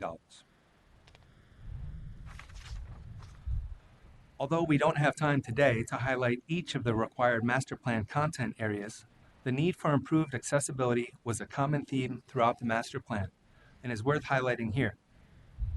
In a 2010 vision plan for St. Paul Parks and Recreation, the areas surrounding these regional parks were characterized as low mobility, meaning that there is a higher proportion of children under 16, people over 65, and households without cars.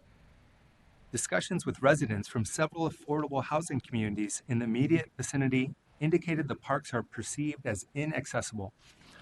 Residents also described physical barriers to accessing the park due to the steep entrance roads and a lack of metro transit service to the river bottom. As I mentioned earlier, accessibility assessments and improvements are proposed in the master plan. A trail accessibility assessment, wayfinding, and pedestrian access improvements are all indicated as high priorities throughout the master plan.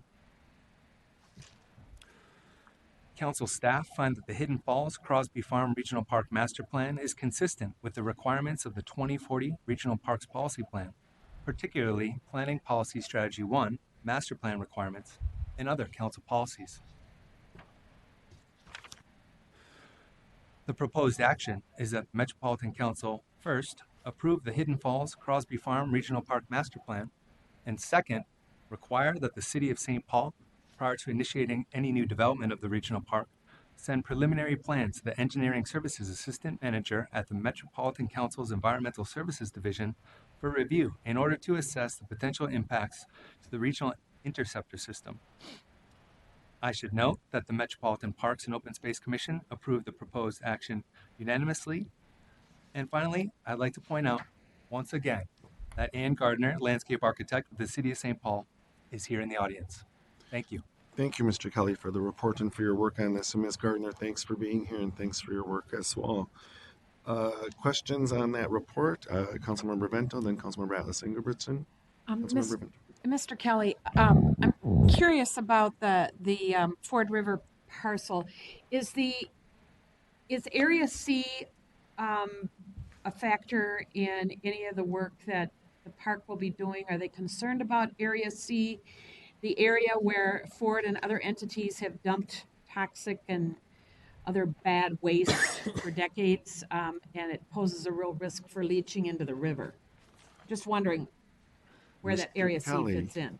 is this Ms. Gardner approaching? Ms. Gardner, thanks Yes, for it is, being. Mr. Chair and Council Member. I'm not able to respond to that question, but perhaps Here. Ms. Gardner may. Yes. Okay. Ms. Gardner, thanks for Chair, being. council members, thank you for having me here. To answer your question, the area that you're asking about has been under study for quite some time. We have reviewed reports of the cleanup work underway and would address those before any park development would occur.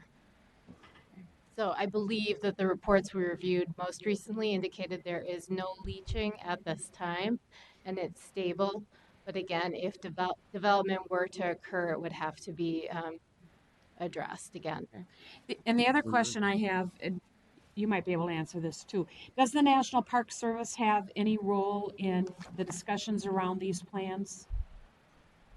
Ms. Gardner, or Mr. Kelly, or Ms. Mr. Gardner? Chair and council member, yes, the National Park Service was very much involved in this planning process. All of these parks have many partners who use and love and help take care of this land and this area, both because it's on the Mississippi and it's a wild forest area within the urban area. So we are not alone in taking care of the park, and all of our partner groups were engaged during this planning and report process. Councilmember Vento. I'm probably speaking to the choir here, but if you've not ever been to Hidden Falls or to the Crosby Farm parks, I can't encourage it enough. It is such a healing experience.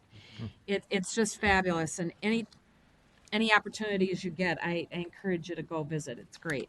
Thank you, Councilmember. I have in queue Councilmembers Atlas Ingebrigtsen, Lee, and Chambliss. Councilmember Atlas Ingebrigtsen. Thank you. I just want to give the committee an update from our Metropolitan Parks and Open Space Commission meeting on June 6th. We reviewed this park plan and had a couple of comments. One of them is just there's a lot of support for the park and the park plan and the facilities.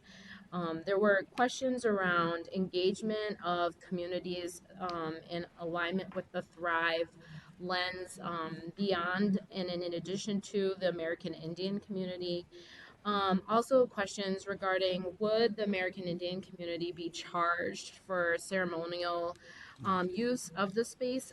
So Badote denotes that this is the confluence of the Mississippi and Minnesota rivers and the birthplace or center of the universe for the Dakota and particularly the Mdewakanton Dakota communities. And they've been very engaged, as we learned in our meeting, in engagement around the plan for the park. Elders have been a part of those conversations, which was really exciting to hear. And that there in the plans opportunities for there to be ceremonial space. But one of the things we were wondering is, will they then have to pay for accessing it, or will there be some reciprocity in that this space has been taken over by others? By us. And then also there were questions about increasing accessibility in the parks due to the steep grade. Getting down the bluffs was another question that people asked about. And there was some good conversation around opportunities that might be there to increase accessibility, and also sharing around what are the limitations to accessibility in the region due to the unique geography of the space. We talked about also the opportunities for connecting to regional trails. So this plan does make good connections and has the ability to connect to about 5, if I'm correct, regional trails that are in the area going in multiple directions. So that connectivity is great. We shared also about the opportunity or the idea of doing an MOU with the elders and communities around the intent to make sure that this space that is so important to their culture is a space that they have access to, and that was one idea for how that could be maintained and honored over time. The last question or significant comment came from the chair of the commission, which was just asking for how do the funds for this particular plan relate to the overall funds available so that we can make sure that we're working within numbers that allow us to ensure there's funds available for all the anticipated needs that are coming our way. So kind of just a budget management perspective. I had anticipated receiving some communication and follow-up to some of those key questions prior to this meeting, and I apologize if I missed an email, but I looked back through and I don't think I got any, but I very well could be wrong because I get a lot of emails and not always is my search function 100% solid. So I had anticipated having follow up to those questions around the charge in particular and the additional plans for engagement. So would you like Mr. Kelly to respond? Sure. Mr. Sure. Thanks for that report, Councilmember. Mr. Kelly. Yep. Mr. Chair, Council Member, thank you for your comments and the great recap of the proceedings at the MPOSC meeting, if I can call it that. Yes, we did explore some of the questions that were raised, including and especially the question around whether or not Indigenous community members would be charged for events. And I spoke with Ellen Stewart, who was present at the MPOSC meeting, and she said it would require discussion with the director of St. Paul Parks. I haven't learned of more information beyond that. So I can't share a final answer with you at this point, but I can check to see if we know anything more at this point. So I haven't learned anything more at this point, but it's my understanding the topic is being investigated. And then the outreach, correct, Councilmember Atlas Ingebrigtsen? Mr. Do you want to restate your question, please? The other one that was asked was around just the engagement of other populations that are directly adjacent. This is a unique regional park, and not all of our regional parks are located in such close proximity to density and diverse populations, low-income communities, people with disabilities, communities of color. And so it was just looking to what was other engagement that could be done to make sure that their voices are represented and feedback included in the park. Mr. Kelly. Mr. Chair and Councilmember Atlas Ingebrigtsen. Again, what I can speak to is what I have seen in my review of the master plan, which is an extensive amount of community engagement did go into the master plan. The appendices of the plan are extremely detailed in those community engagement proceedings, but I can't speak to the specific demographics that were engaged within that particular area. And again, I would defer to my colleagues and partners in the City of St. Paul to say anything more about the community engagement efforts. Ms. Gardner? Yep, Mr. Chair and Council Member. We worked very hard to engage as many different users as we could of the park, and especially nearby residents who might not realize the park that's right at their fingertips. We talked about as Mr. Kelly mentioned, we talked about accessibility being an issue, that a lot of that density is at the top of the bluff, and the parks are down a steep slope near the river's edge. And so it is hard for people to cross Shepherd Road and some of the busier roadways to get to the park itself, and then also travel down the steep roadway. So back to your question, we attended many events within the park, including the National Public Lands Day, which draws thousands of people to the park, and spoke with them. We also utilized our Parks Ambassador program. That's a newer program within the City of St. Paul Parks and Rec, where individuals or park staff go to residents and work with people who may not necessarily have access to get to a park, and take them out on a park outing and ask them about what they'd like to see, how they might use this park, just give them an initial experience to use the park. So we participated in that on 4 occasions, and there may have been a couple other meetings.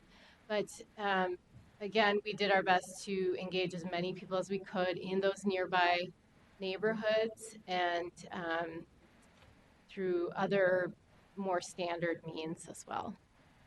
Thank you. Further discussion on this item, Councilmember Lee. Well, thank you, Mr. Chair.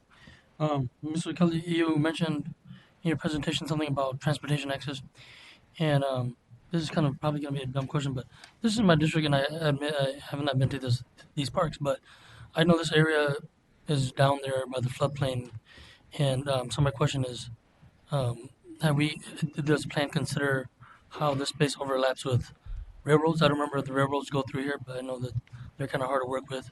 Um, and does that factor into why we don't have transit options down here? Mr. Kelly. Councilmember, my understanding is that some of those rail beds have become the Mississippi River Trail in that part of those parks that connects those two parks to one another. I also know that there is very steep topography between the primary use areas of the parks near the river bottoms and Shepherd and Mississippi River Parkway. So it's challenging to get from the top of the bluff to the bottom of the bluff. Well, perhaps I cannot speak to how those rail beds have been converted over time. I just know that there is a trail that connects the two at this point that I would assume is in those formal rail beds. Okay, thank you. Thank you. Further discussion, Councilmember Chambliss. Yes, I'm just really excited about this master plan, and I like the detail of the project priorities as well in terms of, there's a priority column, there's descriptions of the priorities. I love that kind of data. I lived right in that area, right off Shepherd Road, before I purchased my current home, and you wouldn't know it was there. You can't see it from the side of the road, and it's a very quiet area. So I would encourage continued engagement. It was a place where myself and my son learned how to fish with some friends. Maybe looking at some opportunities with mentorships or whatever to teach people how to fish, and then create a reason to travel there. So just continue with, those ideas and the engagement, and we're making a huge investment here. We want to make sure everybody has a chance to use it. It's a beautiful area. Thank you. Is there a question in there? No. I'm sorry, Councilman. Okay, thank you. I'm sorry. I was conferring with staff here for a moment and lost. Thank you very much. Further discussion on this item? Should I say? Councilmember Allison Gabretson. I really wish that we had heard back from St. Paul Parks about that question regarding charge for access to the space in the park for Native communities. I feel like this is such a unique location in the context of being the Badote, and I'll be honest, colleagues, I'm feeling like I'd like to hear the plan for that. If you consider what this means to the community, I'd like to hear what's the commitment for them maintaining access and rights in the space. What's the plan for that prior to voting? That's how I'm feeling about it. Councilmember Vento. Would there be a possibility, Mr. Chair, I apologize, I've been notorious for not acknowledging That's all you right. all tonight, I apologize. Would there be the possibility that we could approve this contingent that prior to this going to the full council, we get that information? So that's one option, Councilmember. We could postpone it in committee as well. Mr. Mullen, did you want to say something here? Or? Yeah, Mr. Chair, council or committee members, I'm Emmett Mullen, the Parks Manager. I wanted to apologize to Councilmember AI for not getting back to you on all those points. On the charging, that was in the committee report regarding whether those fees would be waived for cultural events. I know that the city of St. Paul is chasing down that information. There was an effort to set up a meeting with the director of the St. Paul Parks and Trails or excuse me, Parks office to get an answer. I know that is in the works, so I can tell you that they're committed to that. I knew one of the complications of waiving the fees was depending on the event, there's different levels of costs associated with staffing and other things. So I know that there is an inclination if there aren't staff-heavy requests for these cultural events. It's my understanding that they're trying to minimize any sort of associated costs for permitting such events.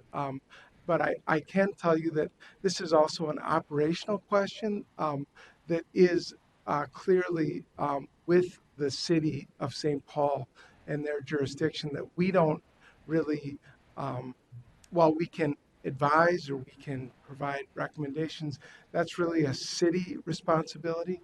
That's how I understand it. So that's all I had.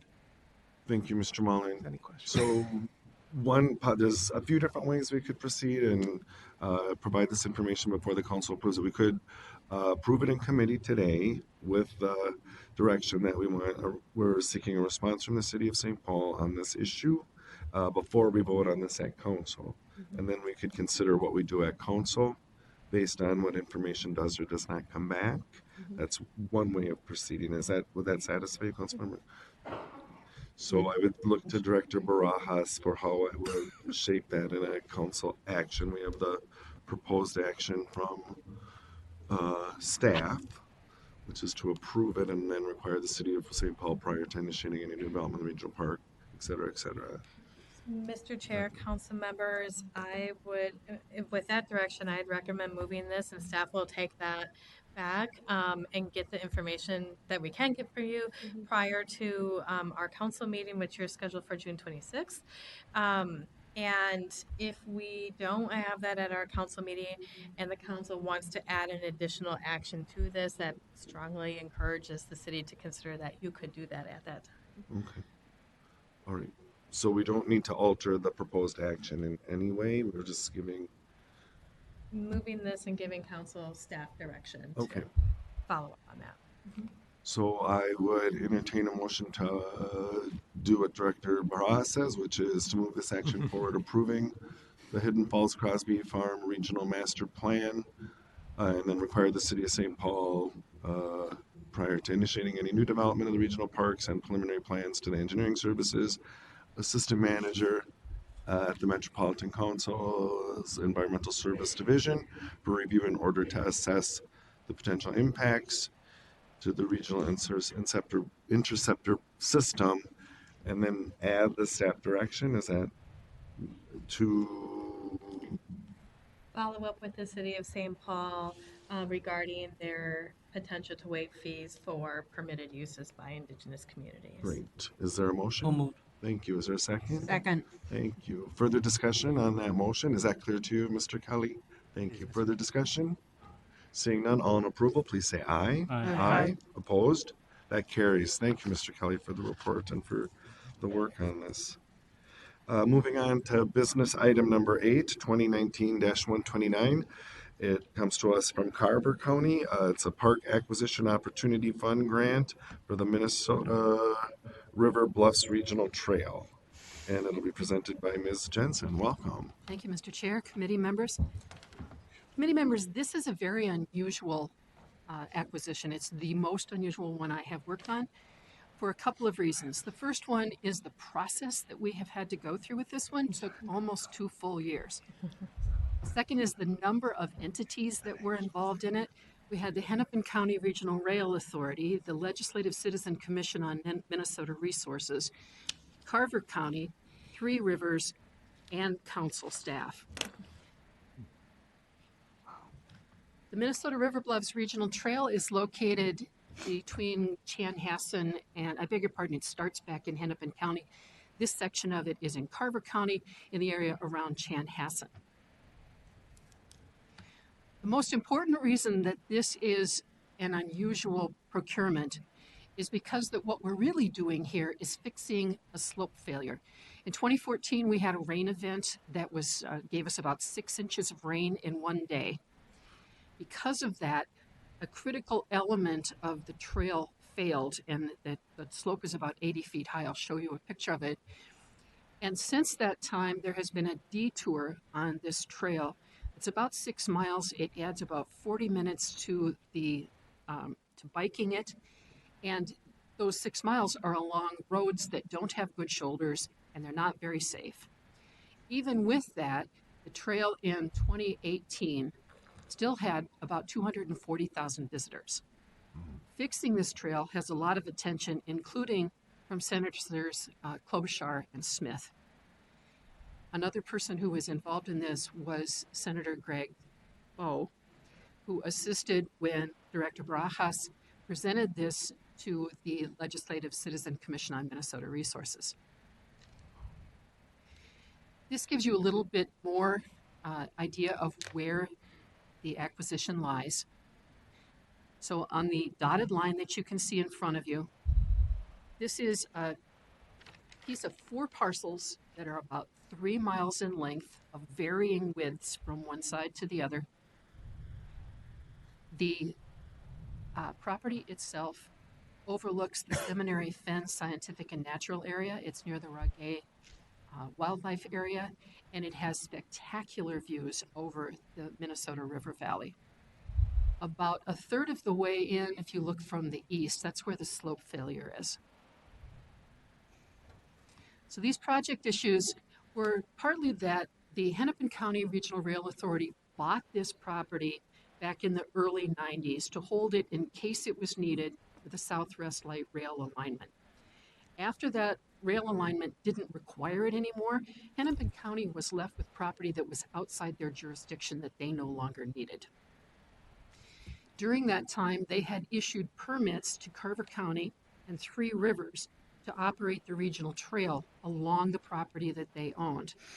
But those permits, excuse me, had very short timelines for vacating the use of that property, about 180 days. So because of that, the 2 park agencies who were running different portions of this trail have not paved it all the way because they couldn't see the investment if they could possibly be kicked off of the property.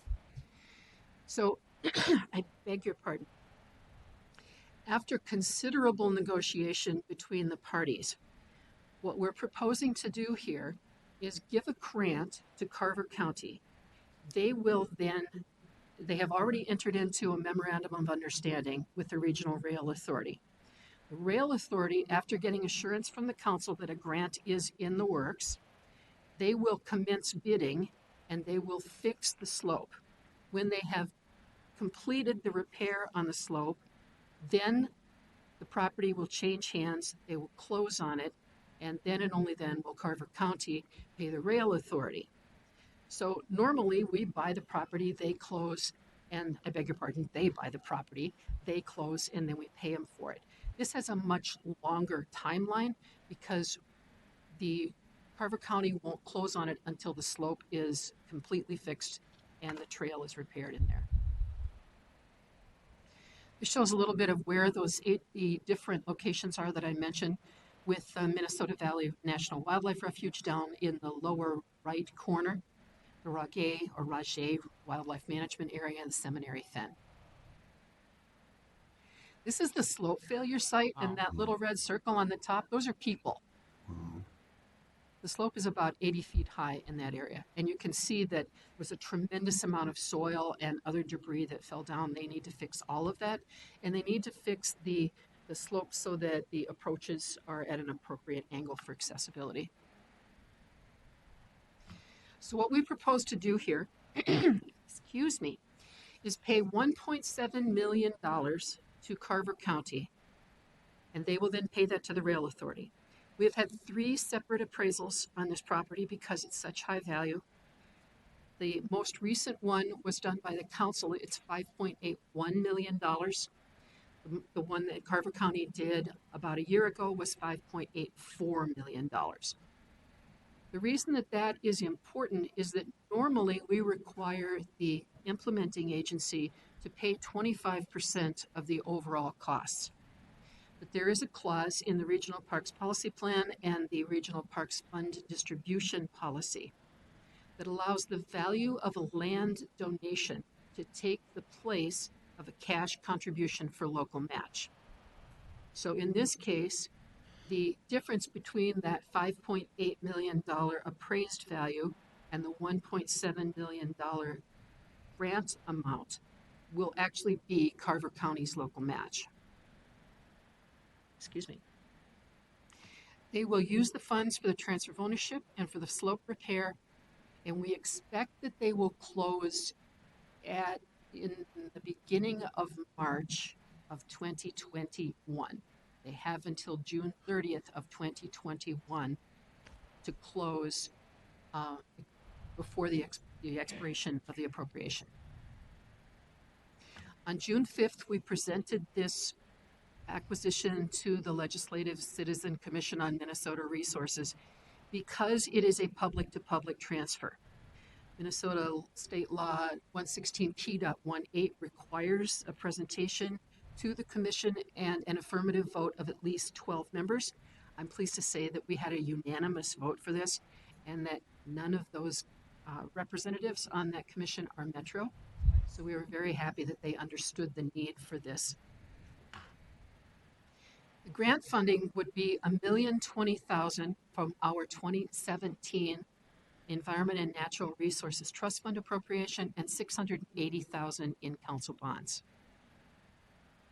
So the recommendation is that we approve a grant of up to $1.7 million to Carver County to acquire the 89.81 acre Hennepin County Regional Rail Authority property located in the city of Chanhassen for the Minnesota River Bluffs Regional Trail. To authorize the Community Development Director to execute the grant agreement and restrictive covenant on behalf of the council. And this third one is the unusual point here. Inform Carver County that the additional appraisal supporting the $5.1 million value must be completed by March 21st, 2020, and the county must close on the property within 1 year of that final appraisal date.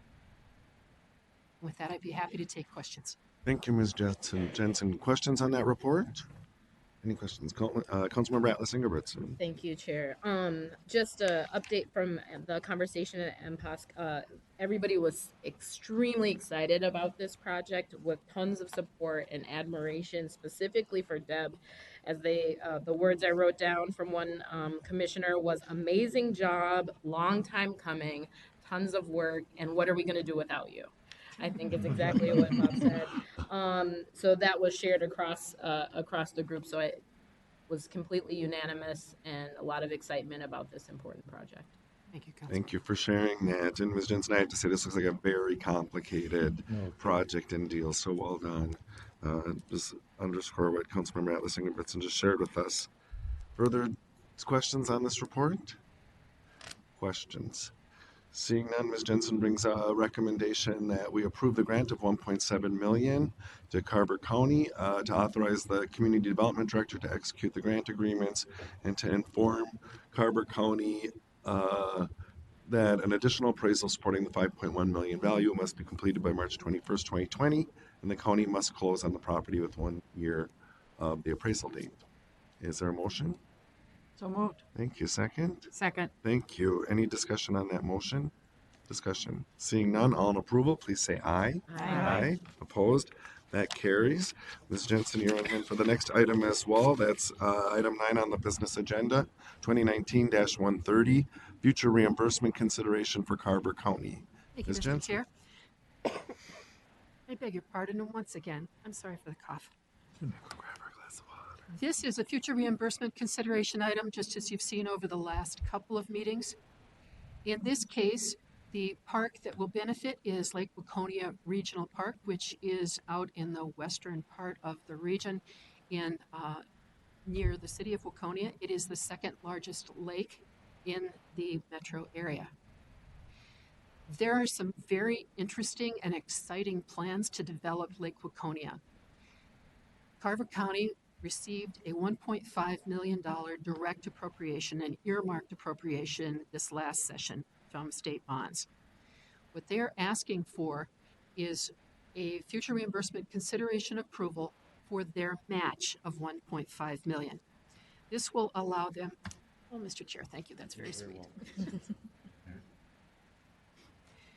This will allow them to begin work on the project immediately after the council approves future reimbursement consideration. Then when they're done, as a part of their share of a future bonding round, they will be able to come back and ask for parts of this. They won't get it in a single appropriation because they don't get that much money from us. Project details are to do all kinds of fun things. They're going to start with pre-design and design. They're doing a good amount of public engagement in order to inform that design. They're adding sewer and water utilities and connection to the private utilities. They're doing a lot of site grading. They have some roads and parking lots that need to be reconstructed, removal of some buildings, walkways, site restoration, and landscaping. So with that, the proposed action is to consider reimbursing Carver County for up to $1.5 million from its share of future regional parks bonding program for costs it incurs in the development of Lake Waconia Regional Park, and inform Carver County that the council does not under any circumstances represent or guarantee that it will reimburse the county, and that expenditure of local funds never entitles a park agency to reimbursement. If there are questions, I'd be happy. Thank you. Thank you for that report, Ms. Jensen. Questions on that report? Councilmember Atlas Ingebrigtsen. Just again to share, the MPOS unanimously supported this with, I don't have any notes, so I don't think we had much of a conversation other than, again, there was kudos for Deb and an appreciation for the amount of knowledge and expertise and institutional knowledge that Deb Jensen brings to the work, and facilitated a conversation of us having that Deb Jensen would be retiring. But number all of the commissioners, those who've been around a lot longer than my 2 months, shared a tremendous sense of admiration and appreciation, and then a bit of a plea that we're making sure we're getting everything we can from Deb. So I just wanted to share that with you committee members, council members, and to just thank Deb for amazing service and great work. Thank you. Mr. Chair, if I may, yes, I would Ms. like Jensen. to thank Councilmember Atlas Ingebrigtsen and Councilmember Wolf for all of the support that you both have given me over the years. Thank you very much. Thank you. Councilmember Wolf. Thank you, Mr. Chair. I just wanted to thank Deb for her service as well. The Parks unit is a very small unit, and we've had people in positions for long periods of time. And when one employee finished their career, then Deb took over on the Parks grant stuff. And there was a lot of things that needed to be worked on to make sure that we had documentation and were complying with all applicable laws. And Deb did a fantastic job of coordinating all of that information, because it kind of just left in the person's head that left the position. So Deb picked up all the pieces there and got us in good shape in terms of our documentation and compliance, and has always been very professional in her work, and I wanted to thank you for that. Great. Thank you for sharing, Councilmember. Thanks for your service, your incredible service, Ms. Jensen. Further discussion, Councilmember Bento. I have just a quick question. The ferry service out to the island, the island isn't a part of the regional park, correct? Ms. Jensen. Mr. Chair, Councilmember, it is a part of the regional park. We facilitated the purchase of Coney Island a couple of years ago. So they are right now in the process of doing their historical due diligence. They've spent about $100,000 on it. They expect to spend about $400,000 more to make sure that they preserve everything that they found there. They will be developing the island, and I expect to see something from them in terms of a grant and perhaps even the shuttle service. Thank you. Further discussion on this item? Seeing none, Ms. Jensen proposed that the Metropolitan Council consider reimbursing Carver County for up to $1.5 million from its share of future regional parks bonding program, and inform Carver County that this is not under any circumstances represent a guarantee. Is there a motion? Move approval. Thank you. Is there a second? Second. Any discussion on the motion? Discussion. Seeing none, all in approval, please say aye. Aye. Opposed? That carries. Thank you Thank you very very much. much, Ms. Hanson. We'll move on to item 10 on our business agenda, 2019-131. It's the Grant Equity Grant Program Fund Distribution Plan, rather. I forgot my glasses today, you guys, so I've been kind of winging it. Mr. Mullen. And Ms. Lovelace. Lovely. Thank you. Who's starting? Mr. Mullen? Good afternoon, committee members. Again, my name is Emmett Mullen. I'm the Regional Parks Manager, and I'm here with Amanda Lovely to present to you our recommendation for the Regional Park System Equity Grant Program Fund Distribution Plan, or sometimes as we call it, the Fund Distribution Plan. So today we're going to discuss and recommend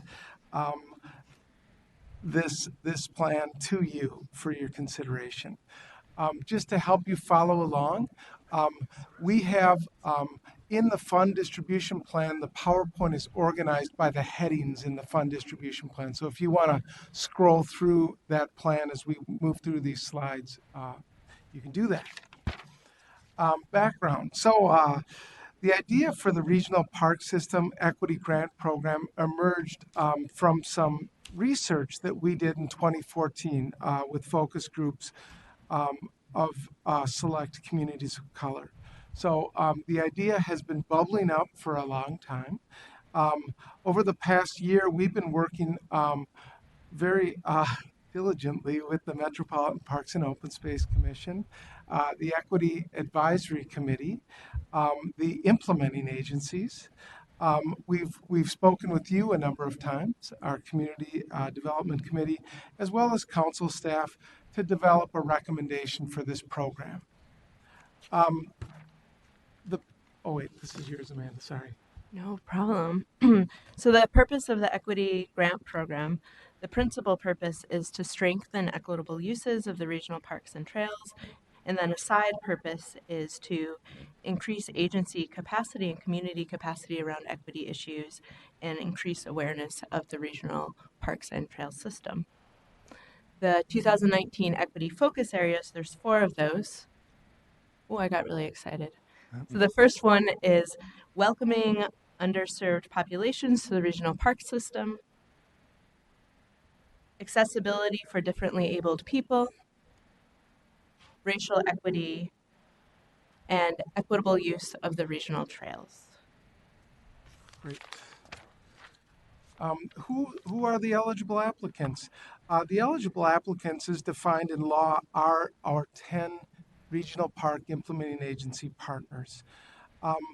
They are able to apply for grants either individually or together, and they must have or be substantially working toward an Americans with Disability Act self-assessment or transition plan. As you'll see later, partnerships with communities or equity organizations are rewarded in the scoring. So available funds.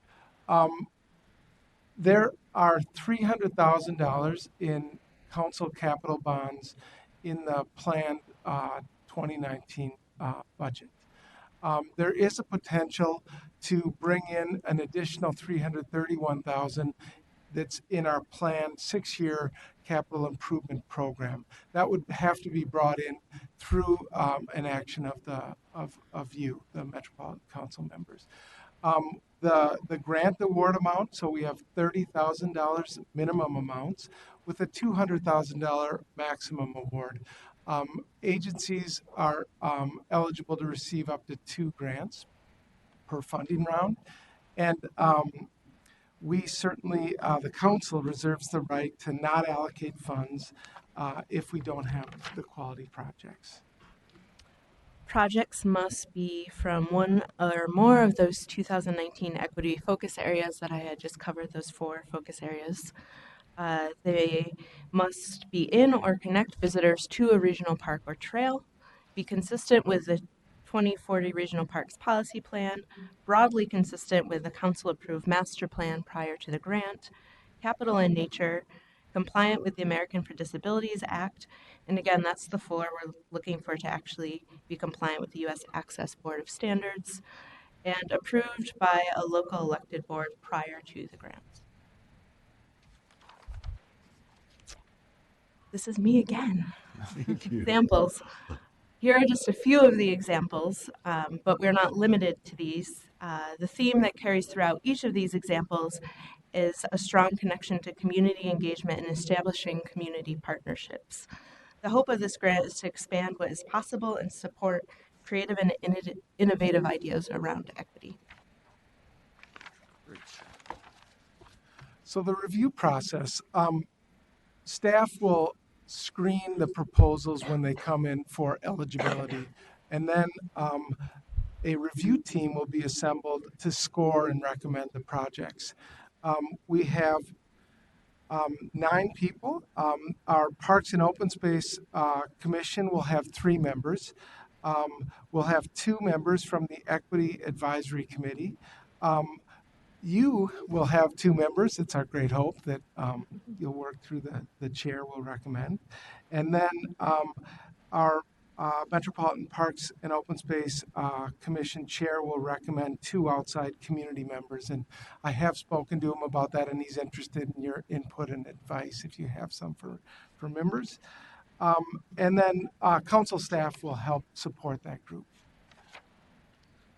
So project and program evaluation. Evaluation was highly valued throughout the whole process and is important to staff.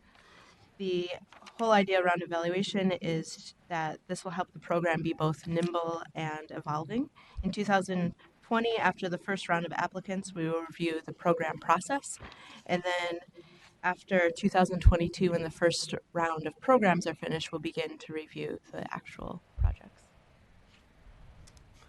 Here are the selection criteria. The selection criteria was developed through our engagement process. So it really was informed by what we heard, the themes that emerged, and then we actually had a prioritization exercise that people did where we actually got the point recommendation. So impact on equitable use is our top point selection criteria with 25 points. Community partnerships and community engagement both had 20. Capacity building was 15, and then there were a number of other themes that emerged with 5 points each for a grand total of 100. So that is our selection criteria. And here's our recommendation. And the recommendation is that the Metropolitan Council adopt this 2019 fund distribution plan. The second action was added by the Metropolitan Parks and Open Space Commission as a recommendation that as we move forward, the equity program, additional money be provided to create awareness of the Metropolitan Council's emphasis on expanding equitable usage of the regional parks and trail system.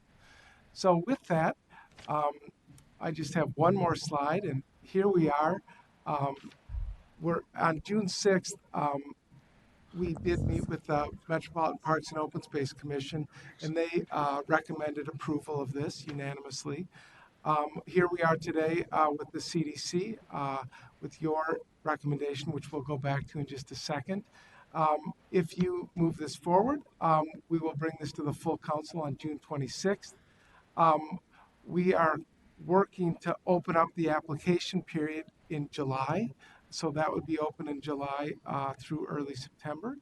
And then we would do the grant review and recommendation process October through December. So. Thank you, Mr. Mullen. Discussion on that report, Councilmember Lindstrom. Thank you, Mr. Chair. So one of the criteria to be eligible is that they must have or be substantially working towards an ADA transition plan. And I read an article, I think it was in the Star Tribune recently, about these ADA transition plans. The ADA, which was passed in 1990, I think it said in the article that it said something along the lines of cities over with 50 employees or more had to have transition plans, and it was something like 1992, by 1992. And that here we are, 2019, and many cities still don't have transition plans. So I'm hoping you could comment on the status of the regional parks with their transition plans. How come they don't have transition plans already in place, and what is the status of the transition plans? Council Mr. members, Mullen. it is my understanding that all 10 implementing agencies have transition plans. I need to confirm that, though. The reason why I'm suggesting that they do is because that is a criteria that we have with our when we do the federal solicitation for transportation funding, that is a requirement. And all 10 of our agencies are doing that. We've checked in with a number of agencies in particular, and we know that they have transition plans in place. But I'm not comfortable telling you unilaterally that all of them do, but I think they do, and I will get back to the council members on that. Thank you. Thank you. Further discussion on that report? Councilmember Atlas Ingebrigtsen. Thank you, Chair. Just a recap to share from the conversation at the Metropolitan Parks and Open Space Commission. Just a note, on average, my notes are about 5 pages per any one of our meetings. I take copious notes for those who haven't known yet. I had 7 pages for this, and 4 of those were for this conversation about this topic at MPOS. There was lots and lots of feedback. I'm happy to say that I feel like a lot of the feedback is represented in the final product, particularly when you read the full, what do we call those things, report and business item details. I feel like that a lot of that was captured there, but I want to share with you a little bit of the flavor of what was really important. Big things are that the desire to make sure that we are spreading the word about what is happening in our regional parks and that we have regional parks, essentially. And you may recall from a previous conversation about this equity grant that people are disappointed that it's capital focus, but what I will share as appreciation for the staff is they got a lot of more came to the table at MPOS with ideas about how engagement and communications could be included as a part of capital projects, which I think is essential and should be the case anytime. We want people to know about what they are, but they integrated that into the work and the rubric that was developed. So I want to share an appreciation for that. I'll say I have 2 pages of notes just on that topic alone. It's something that garnered a lot of conversation. The other piece was that I would say, and I'd love to hear a little bit more, is that unfortunately, this conversation going to the Equity Advisory Council was not able to happen prior to our meeting at MPOS. That members of the EAC had received about a week invitation prior to join MPOSC for that conversation, and neither the staff nor any members of the EAC were able to join. I know that when last we heard about it at this table, the expectation was that the EAC would have an opportunity to weigh in. And so a few commissioners shared that they thought that it was important for EAC to be a part of hearing this. And one council member's or commissioner's words that on the plan itself, it's important to demonstrate about sharing power based on the EAC request was a key part about both being in the plans, but also making sure that we were looping them in. So the question I would have is just what's been the follow-up with the EAC after this? Are they supportive of this going forward? Because they weren't able to have time in reviewing it. Mr. Mullen. Committee members, for the record, we went to the Equity Advisory Committee 3 times to talk to them about the equity grant program. We were scheduled to go and share our fund distribution plan with them, but they canceled their May meeting, so they weren't able to pick it up, as Councilmember AI said. We invited them. I think I provided 10 business days. I ahead of time to invite them to attend our Parks and Open Space Commission and to go to the table. We did meet with staff from the Equity Advisory Committee ahead of time and talked about the fund distribution plan and the recommendation. So we feel that they have had an impact on how this equity grant program fund distribution plan came together. That said, I didn't. No one came to the Metropolitan Parks and Open Space Commission meeting, which was too bad. But I feel like they've had their impact, and that we've left with a lot of excitement and support for this. They of course want there to be more funding for this program, and they had some suggestions, for non-capital funding, as Councilmember AI said. So. Councilmember? Thank you. Further discussion on this report, Councilmember Wolf. Thank you, Mr. Chair. First of all, on the committee that reviews the applications, I think it's important to make sure that we have geographic balance. When you're picking from all those committees, you could end up with everybody in one little area, and we need to make sure that there's geographic balance amongst the members of the committee. And then the other thing that kind of popped out to me is the imbalance in the point amounts for the selection criteria. There's some on there that seem like they should be getting a little more points than what they're getting. The replicability and innovation in particular, only being worth 5 points seems a little off when, just identifying who you're going to be working with is worth 25, but if it's replicable or not, or if it's innovative or not, is only worth 5, seems kind of imbalanced to me. So why do you have those particular point amounts? Mr. Mullen. Mr. Chair, committee members, we really did try to use the input we got from the prioritization exercise that we ran. Those were ones that people did feel really strongly about. The match, they felt really strongly about, some people, but they didn't give it as many points as some of the more vital things, like the project's ability to increase equitable usage of the parks or community partnerships. Those were the ones that really raised to the top. So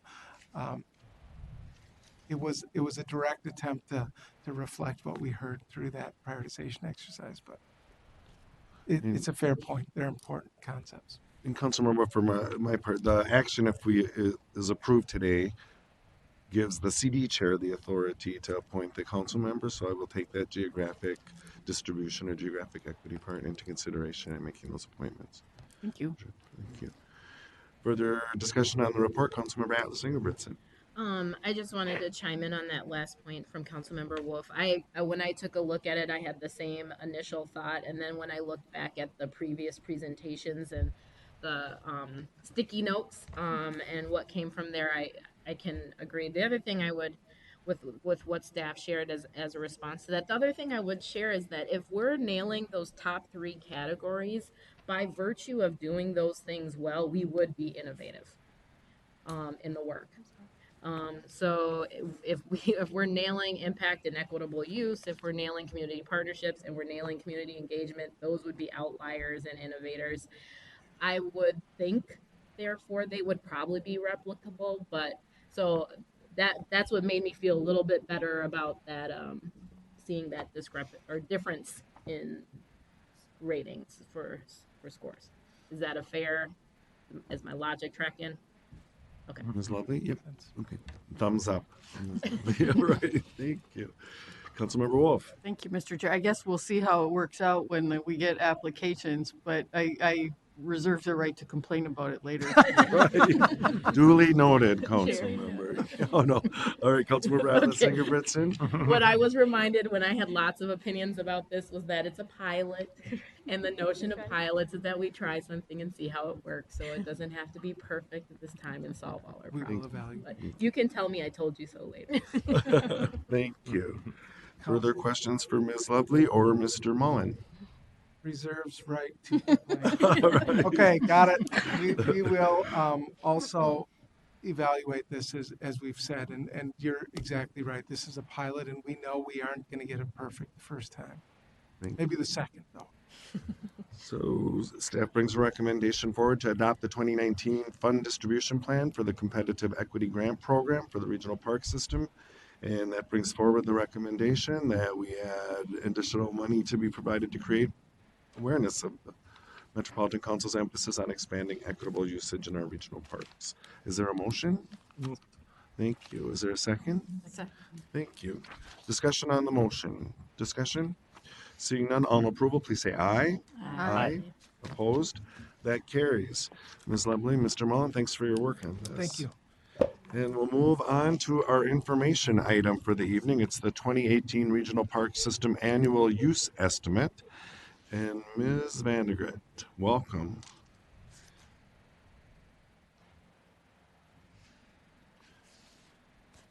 Good evening.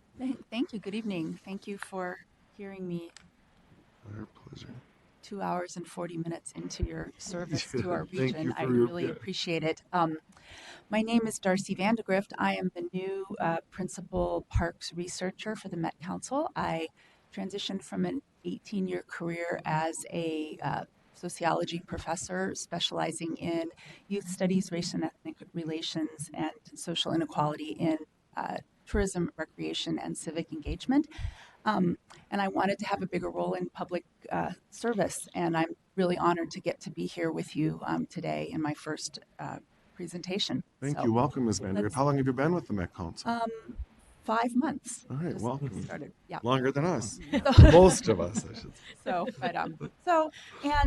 In the spirit of that, Mr. Chair and council members, I really like to give credit for the work, and I want to credit my predecessor, Raintree Salk, for the important work that she did in creating this and a number of other research initiatives, and also my boss, Joel Heading, who coordinated this work and brought me in, and also Nicole Sullivan, Deb Conley, who did a lot of this work. So thanks to them. Thank you. I'm here to tell you a little bit about the work that we have done as a collaboration.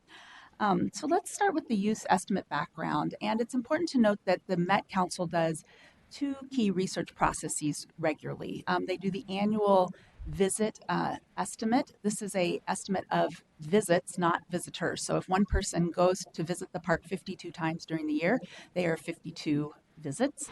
And the estimate is based on tremendous effort by the implementing agencies to have their staff count a sample of visits to the park during the summer months. So this is one study, and the other that we do regularly is periodically. It's now going to be every 5 years, but there was one in 2008 and 2016, and will be one in 2020 of the visitors study, where we actually talk to people and hear what they think and find out the important demographics of our park system. So I will be back to talk to you about that at a future date, but this is our use estimate that's annual. And this is an important study that's done annually because the formulas are used to calculate the budget for regional park implementing agency share of the regional park system grant program dollars. And so that's quite important, but it also lets us monitor trends over time in the number of people who are visiting, or the number of visits to our regional park system. So in moving into sharing some of the findings with you from the 2018 annual use estimate, we have here a beautiful photo, credit to Washington County, of one of our 2 new additions to the count this year of Point Douglas Regional Trail. And we also had the Nokomis, Minnesota River Bluffs Regional Trail, 2 new parts of our system this year. Let me just make sure I haven't left anything. Yes. So let's talk very briefly about how the use estimate is calculated. So as I said, this is a true representation of a collaborative effort between the 10 implementing agencies and the council. And it begins with counts that are done at a sample of entrances to parks and trails that are performed by regional park implementing agency staff. And they count pedestrians, they count cyclists, they count the number of vehicles and buses, they count people on horses and people on boats. However you may get into the park, this year we're counting scooters for the first time. However you get into the park, they're here to count you up. And so this is done. This is a project that happens over the entire summer. So there's a sample that's given, and this is a representative sample of weekdays and weekends of high use entrances, medium and low use entrances, and that happen between Memorial Day and Labor Day.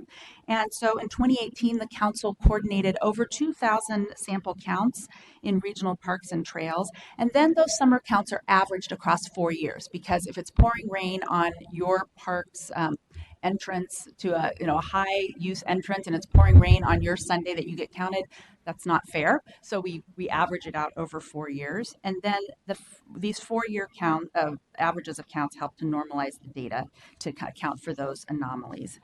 And then after that, you'll see that we go from the raw counts to an expansion. And this is with that average of the previous 3 years, we then expand from the sample to a summer estimate to apply all of the days, all of the entrances, all of the types of locations where visits can occur.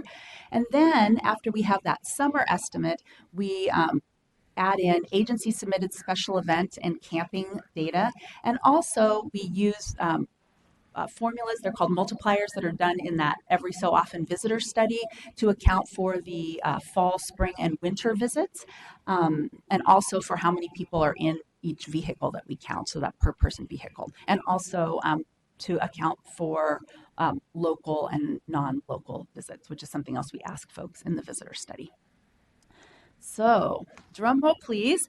Then we get to, once we create those calculations, we create the Regional Park System annual visits, and we see that for 2018, we have 59.8 million visits.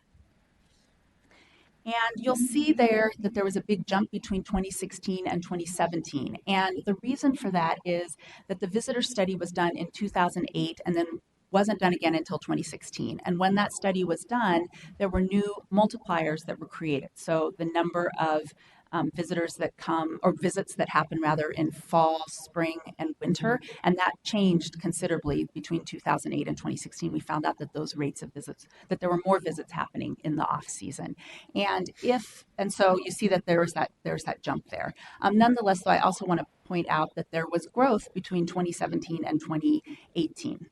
In the number of visits overall, which is important. Let's take a look at the visits by each implementing agency.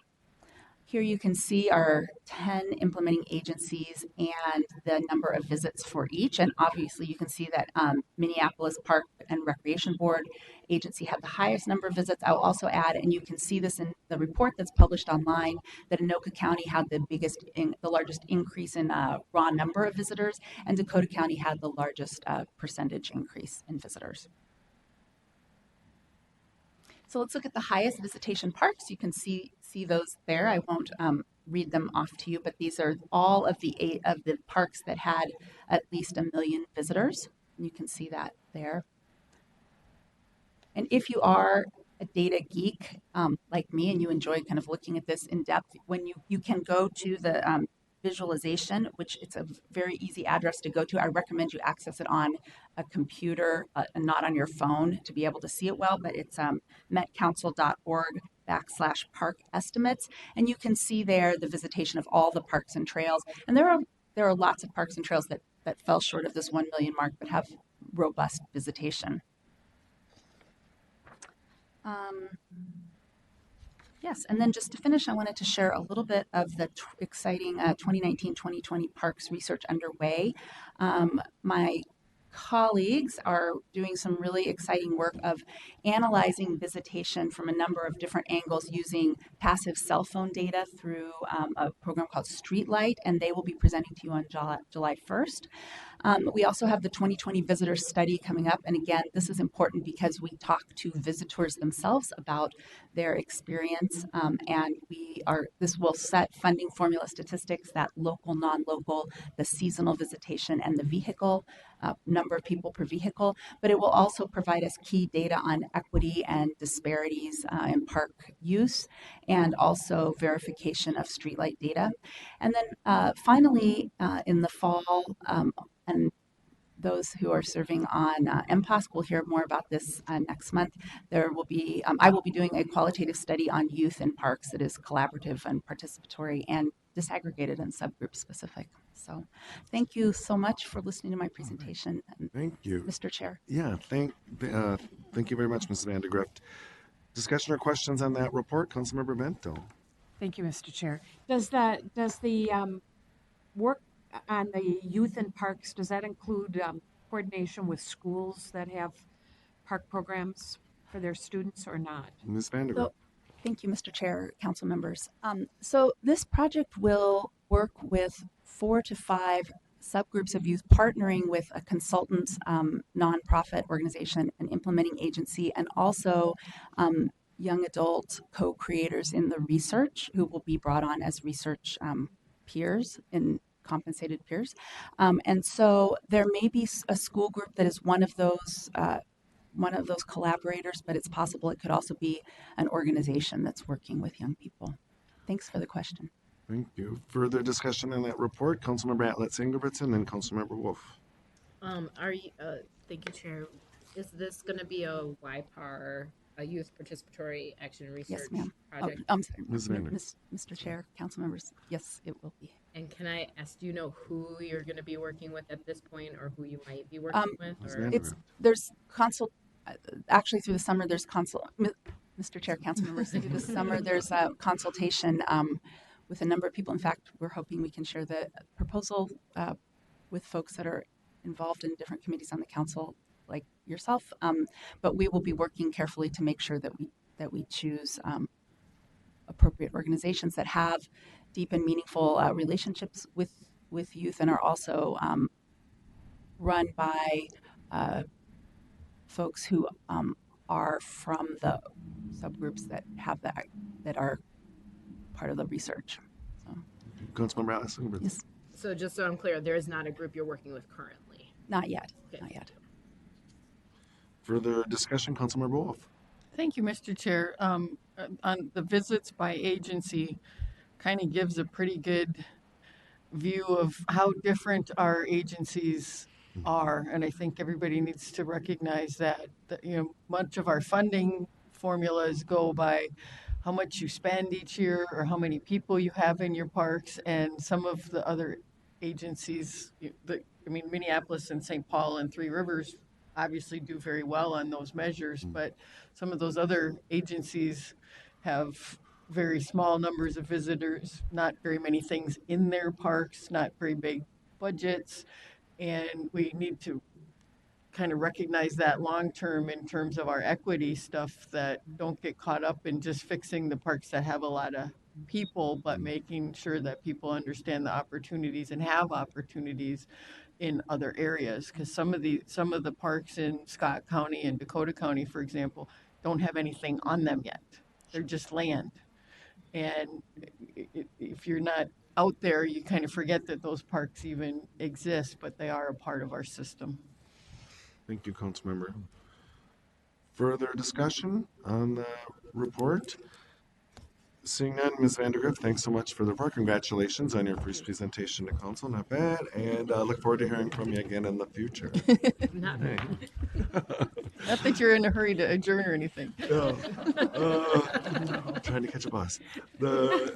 I'll give you a rest. Council members, I will remind you that our next meeting is on July 1st. So it's just before the July 4th holiday. So we're going to try to make sure we'll have quorum on the July 1st Community Development Committee meeting. And seeing no further business before this committee, we're adjourned.